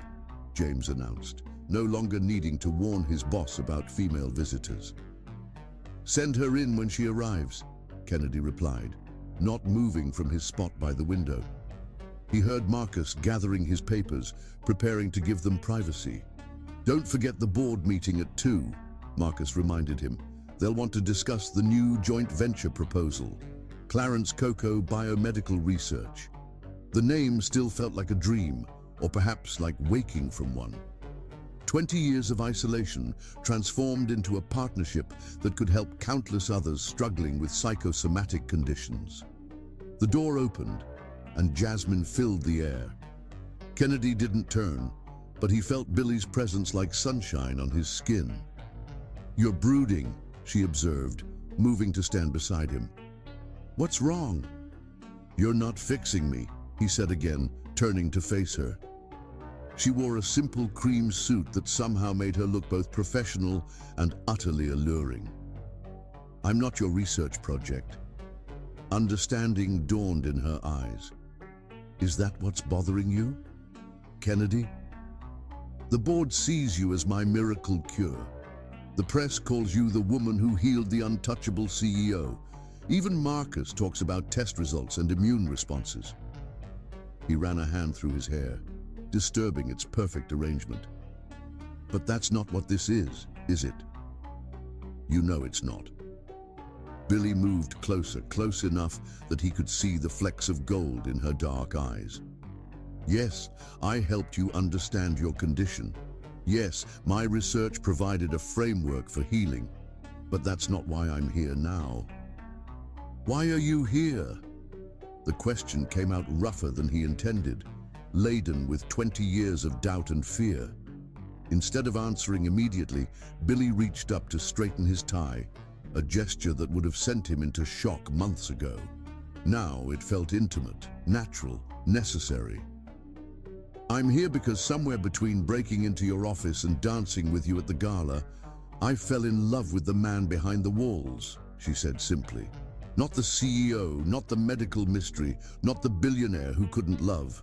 Just you, Kennedy, with all your scars and strength and beautiful, brave heart."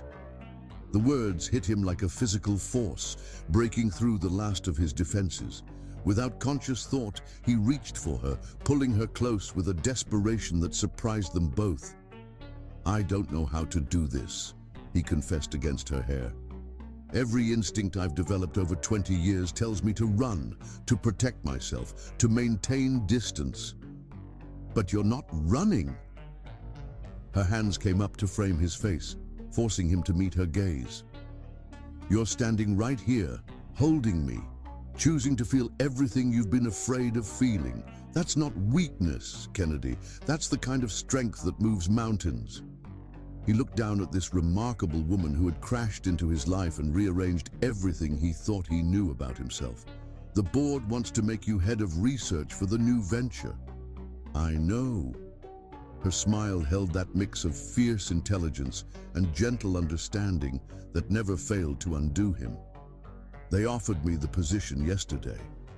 And I told them I needed to discuss it with my partner first." Her fingers traced the line of his jaw, sending shivers of pleasure through him. "Not my research subject, not my patient, not my CEO, my partner." The word settled between them, full of promise and possibility. Kennedy thought about all the partnerships in his life, business alliances, medical relationships, the careful distance he'd maintained even with friends like Marcus. This was different. This was... "I love you," he said suddenly, the words surprising them both. "Not because you helped heal me, not because you understood my condition when no one else did. I love you because you saw me, really saw me. When I was still hiding behind walls I thought I needed." Billy's eyes widened, then softened with emotion. "Say it again." "I love you." Easier this time, like his heart had just been waiting for permission to speak its truth. I love your brilliant mind and your fierce heart. I love how you never let me hide behind excuses. I love that you understand healing isn't just about fixing what's broken.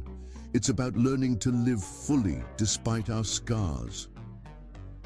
She rose on her toes to press her forehead against his, their breath mingling in the space between words. I love you too, all of you, the strength and the fear, the walls and the courage it takes to let them down. The morning sun painted patterns across their entwined figures, turning the moment golden. Outside, Manhattan hummed with its usual energy, unaware that in a tower high above its streets, a man who had forgotten how to love was remembering with every beat of his healing heart. The press will have a field day, Kennedy murmured, his hands tracing patterns on her back. Billionaire CEO falls for the doctor who cured him. It's like something out of a romance novel. Billy laughed, the sound rich and real against his chest. Let them talk. They'll never understand the real story, how two people with different kinds of scars helped each other heal. How love isn't about fixing someone, it's about creating a safe space for them to fix themselves. When did you get so wise, Doctor? Coco? Around the same time you got so brave, Mr. Clarence. She pulled back to look at him, her eyes dancing.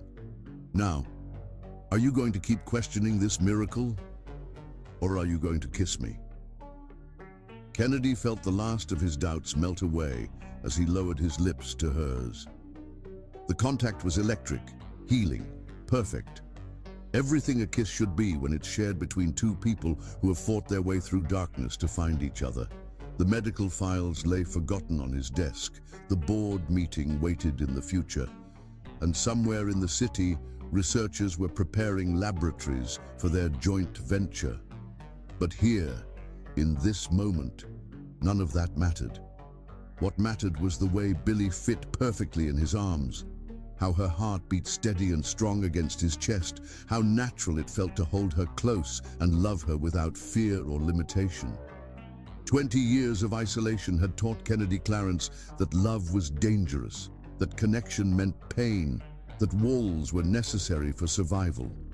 But in the warm morning light of his office, holding the woman who had helped him remember how to feel, he realized that sometimes the greatest act of courage was simply letting yourself fall, knowing that the right person would be there to catch you.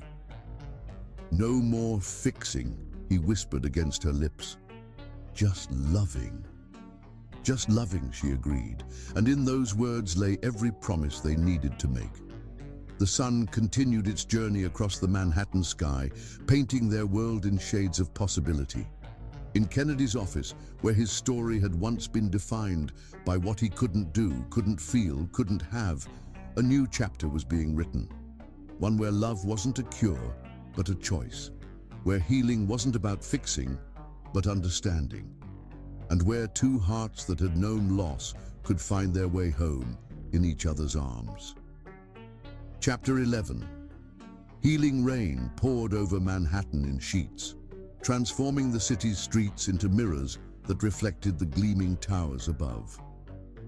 Kennedy stood in the lobby of Clarence Tower, watching droplets race down the vast glass windows while his mind raced with possibilities. The board meeting had just ended, a marathon session where they'd finalized the details of Clarence Coco biomedical research. Everything was falling into place, the funding, the facilities, the future they dreamed of building together. Yet something still felt unfinished, incomplete. His phone buzzed with a message from Billy. Meet me outside. No umbrella needed. Kennedy smiled, recognizing her flair for the dramatic. She'd been in the meeting too, presenting their research with that fierce brilliance that never failed to captivate him. But she'd slipped out early, citing another appointment, leaving him to wonder what she was planning. The doorman reached for an umbrella as Kennedy approached the entrance, but he waved it away. Outside, the rain immediately soaked through his expensive suit, plastering his carefully styled hair to his forehead. But for once in his life, Kennedy Clarence didn't care about maintaining perfect control. Billy stood in the middle of the plaza, face turned up to the sky, letting the rain wash over her. She'd removed her jacket, and her silk blouse clung to her curves in a way that made Kennedy's breath catch. When she heard his footsteps, she turned, and the smile that broke across her face was brighter than any ray of sun. "You're crazy," he called over the sound of falling rain. "We'll both catch pneumonia." Sometimes crazy is exactly what we need. She moved toward him with that natural grace that had first caught his attention. "Do you know what today is?" Kennedy thought for a moment, then understanding dawned. 6 months since you stormed into my office. 6 months since you started proving that nothing is impossible. She stopped just out of reach, rain creating diamonds in her hair. 6 months of watching you choose bravery over fear, healing over hiding, love over isolation. "Billy!" He stepped closer, drawn to her like gravity. "What are you doing?" "Making a point." Her eyes held that mix of challenge and tenderness that never failed to undo him. 6 months ago, you couldn't be in the same room as a woman without going into shock. Now look at us, standing in the rain, starting a company together, building a future neither of us thought possible. She was right. Even a year ago, the idea of standing in the rain with a woman would have been unthinkable. Now his body's only reaction to Billy's presence was a desperate need to be closer. "You changed everything," he said softly, reaching out to brush a raindrop from her cheek. "No." She caught his hand, holding it against her face. "You changed everything. I just helped you remember that you could." The rain fell harder, but neither of them moved. Water ran down their faces like tears of joy, washing away the last traces of fear and doubt that had kept them apart. "When my mother died," Kennedy found himself saying, "I thought I'd never feel safe loving anyone again. The pain was too much, too overwhelming. My body created the perfect defense. Make it physically impossible to get close to women, and I'd never have to risk that kind of loss again." "But you're not that scared teenager anymore," Billy reminded him gently. "You're a man who built an empire while fighting impossible odds, who never gave up, even when the world told him he had to live with limitations. A man who fell in love with the one woman, brave enough to break through his walls," he added, pulling her closer. Billy's hands came up to frame his face, her touch warm despite the cold rain. "Your walls were never as strong as you thought they were. They were built on fear, and love is always stronger than fear." Kennedy looked at this remarkable woman who had changed his world, really looked at her. Rain had soaked her completely, making her dress cling to every curve. Her makeup had washed away, leaving her natural beauty exposed. Her eyes held the same fierce determination they'd had the day she'd first stormed into his office, but now they held something else too, something that looked a lot like love. "I want to try something," he said softly. Billy's smile was knowing, challenging. "Then try it." Moving with deliberate slowness, giving his body time to accept each new sensation, Kennedy lowered his head until their faces were inches apart. He felt the familiar tightening in his chest, but it was different now. Anticipation rather than fear, desire rather than panic. Their first kiss happened in the rain, because Billy had a flair for the dramatic, and Kennedy had a lifetime of moments to make up for. His lips found hers with gentle precision, testing, exploring, discovering. The contact sent electricity through his entire body, but instead of rejecting it, he welcomed it. This was what healing felt like, not the absence of fear, but the courage to feel everything anyway. Billy responded with a soft sound that made his heart race, her hands sliding into his rain-soaked hair to pull him closer. The kiss deepened, became something more primal and passionate than either of them had expected.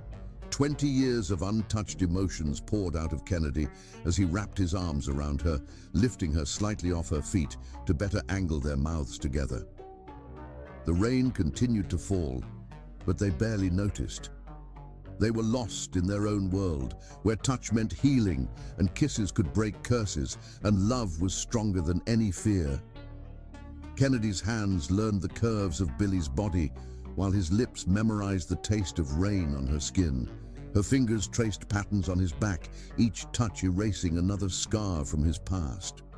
When they finally broke apart, breathing heavily, the world seemed transformed.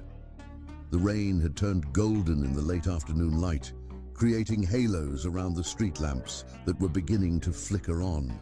Pedestrians hurried past with umbrellas and curious glances, some recognizing the CEO, who was famous for not being able to touch women, now holding one in a very public display of affection. "Well," Billy said, her voice husky with emotion, "I'd say that's progress." Kennedy laughed, the sound rich and free in a way it hadn't been in decades. "Is that your professional opinion, Doctor? Coco?" "That's my very personal opinion as the woman who just got thoroughly kissed in the rain by Kennedy Clarence." She reached up to trace his lips with gentle fingers. "Want to know my next observation?" "Always. You're not running away." Her smile was radiant despite the rain still falling around them. "You're not checking your symptoms or reaching for medication.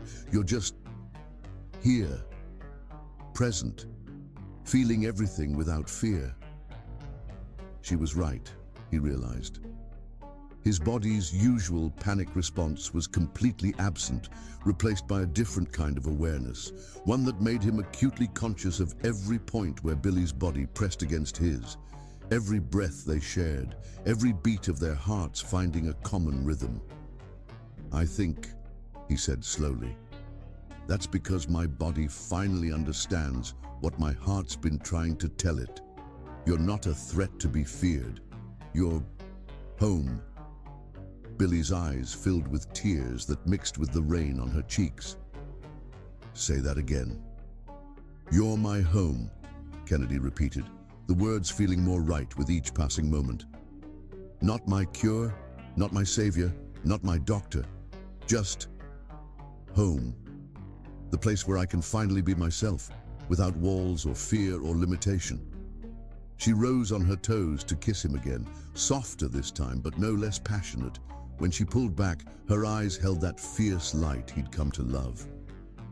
"Want to know a secret? Always. You're my home, too."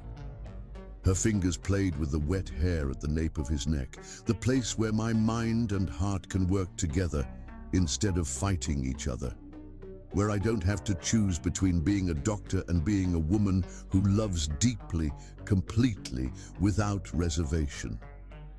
The rain was beginning to ease, but neither of them moved to seek shelter. They stood in their own private world, holding each other close, proving with every breath that some conditions could be healed, some walls could crumble, and some loves were worth waiting a lifetime to find. "We should probably go inside," Kennedy said eventually, though he made no move to let her go. "Before we both end up with actual medical conditions to treat." Billy laughed, the sound echoing off the wet buildings around them. The great Kennedy Clarence, worried about a little rain. "Where's your sense of adventure? I think you've given me enough adventure to last a lifetime." But he was smiling as he said it, his hands still tracing patterns on her rain-soaked back. "Oh, my love," she said softly, "we're just getting started." And there in the rain, holding each other close while the city moved around them in its eternal dance, Kennedy and Billy began writing a new chapter in their story, one where healing wasn't about fixing what was broken, but about learning to love with all their scars and strengths combined. The rain had washed away the last traces of fear, leaving behind something stronger, braver, and infinitely more beautiful. Two hearts that had found their way home in each other's arms, proving that sometimes the greatest healing comes not from medical breakthroughs or scientific understanding, but from the simple, profound act of choosing love over fear, again and again and again. Chapter 12. Love Without Limits. The New York skyline sparkled like diamonds scattered across black velvet. In Kennedy's penthouse, candles flickered everywhere, casting dancing shadows on the walls. Their soft glow reflected in the floor-to-ceiling windows, creating an intimate universe high above the city. Kennedy stood by the windows, watching the city lights blur through the glass, his heart pounding with anticipation. The medical equipment that had once dominated his private space was gone, replaced by hundreds of candles and scattered rose petals, a scene he'd spent hours perfecting. The elevator chimed softly, announcing Billy's arrival. She stepped out, and Kennedy's breath caught in his throat. She wore a deep burgundy dress that hugged every curve, her hair falling in soft waves around her shoulders. But it was her eyes that captured him, dark and luminous in the candlelight, filled with an emotion that made his pulse race. "You've been busy," she observed, taking in the transformed space. "I wanted tonight to be special." Kennedy moved toward her, drawn by the magnetic pull that had only grown stronger since their kiss in the rain. No medical protocols, no business discussions, no walls between us. Billy met him halfway, her hands coming up to rest on his chest.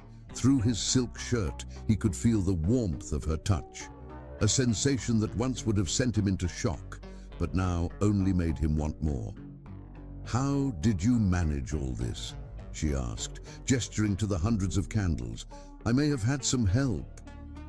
He smiled, remembering Marcus's knowing look when he'd explained his plans. "Turns out my staff is quite romantic when given the chance." Her laugh was soft and warm. The untouchable CEO arranging candlelit surprises. What would the board say? "I don't care." Kennedy's hands found her waist, pulling her closer. "I've spent 20 years caring what others would say, letting fear dictate my choices. Tonight is about us, just us." Billy's eyes softened as she reached up to trace his jawline. "And what exactly did you have in mind for tonight?" Instead of answering, Kennedy lowered his head to capture her lips in a kiss that held none of his usual hesitation. This kiss was different, deeper, more passionate, filled with all the desire he'd suppressed for so long. His hand slid up her back, feeling the silken warmth of her skin through her dress. Billy responded with equal fervor, her fingers tangling in his hair as she pressed closer. The contact sent fire through Kennedy's veins, but instead of fighting it, he welcomed the heat. His body, once programmed to reject any female touch, now craved her presence like oxygen. "I love you," he whispered against her lips. "Not just parts of you, all of you. The brilliant doctor who helped heal me, the fierce woman who challenged me, the gentle soul who understood my scars without trying to erase them." "Show me," Billy breathed, her eyes dark with desire. "Show me how much you love me." Kennedy's heart thundered in his chest as he lifted her into his arms, carrying her through the candlelit space to his bedroom. The city lights painted patterns across the silk sheets, creating a private galaxy just for them.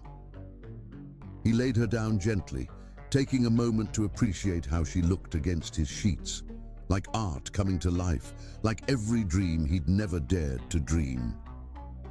Her burgundy dress spread around her like spilled wine, her skin glowing golden in the candlelight. "You're trembling," she observed softly, reaching for him. "Not from fear," he assured her, joining her on the bed. "Never from fear. Not with you." Their lips met again, and this time there was no holding back. Clothes fell away like abandoned walls, revealing skin that burned to be touched. Kennedy's hands explored every curve and valley of her body, memorizing the map of her with fingers and lips. Billy's touch was equally passionate, equally reverent. She traced the planes of his chest, the strong lines of his back, erasing 20 years of isolation with each caress. When she pressed kisses along his neck, Kennedy gasped, not from panic, but from pleasure. "How do you feel?" she whispered, ever the doctor even in this intimate moment. Alive, he answered truthfully. More alive than I've ever been. They moved together as if they'd been loving each other for lifetimes, finding a rhythm as natural as breathing. Every touch, every kiss, every shared breath proved that love was stronger than fear, that healing was possible, that some walls were meant to crumble.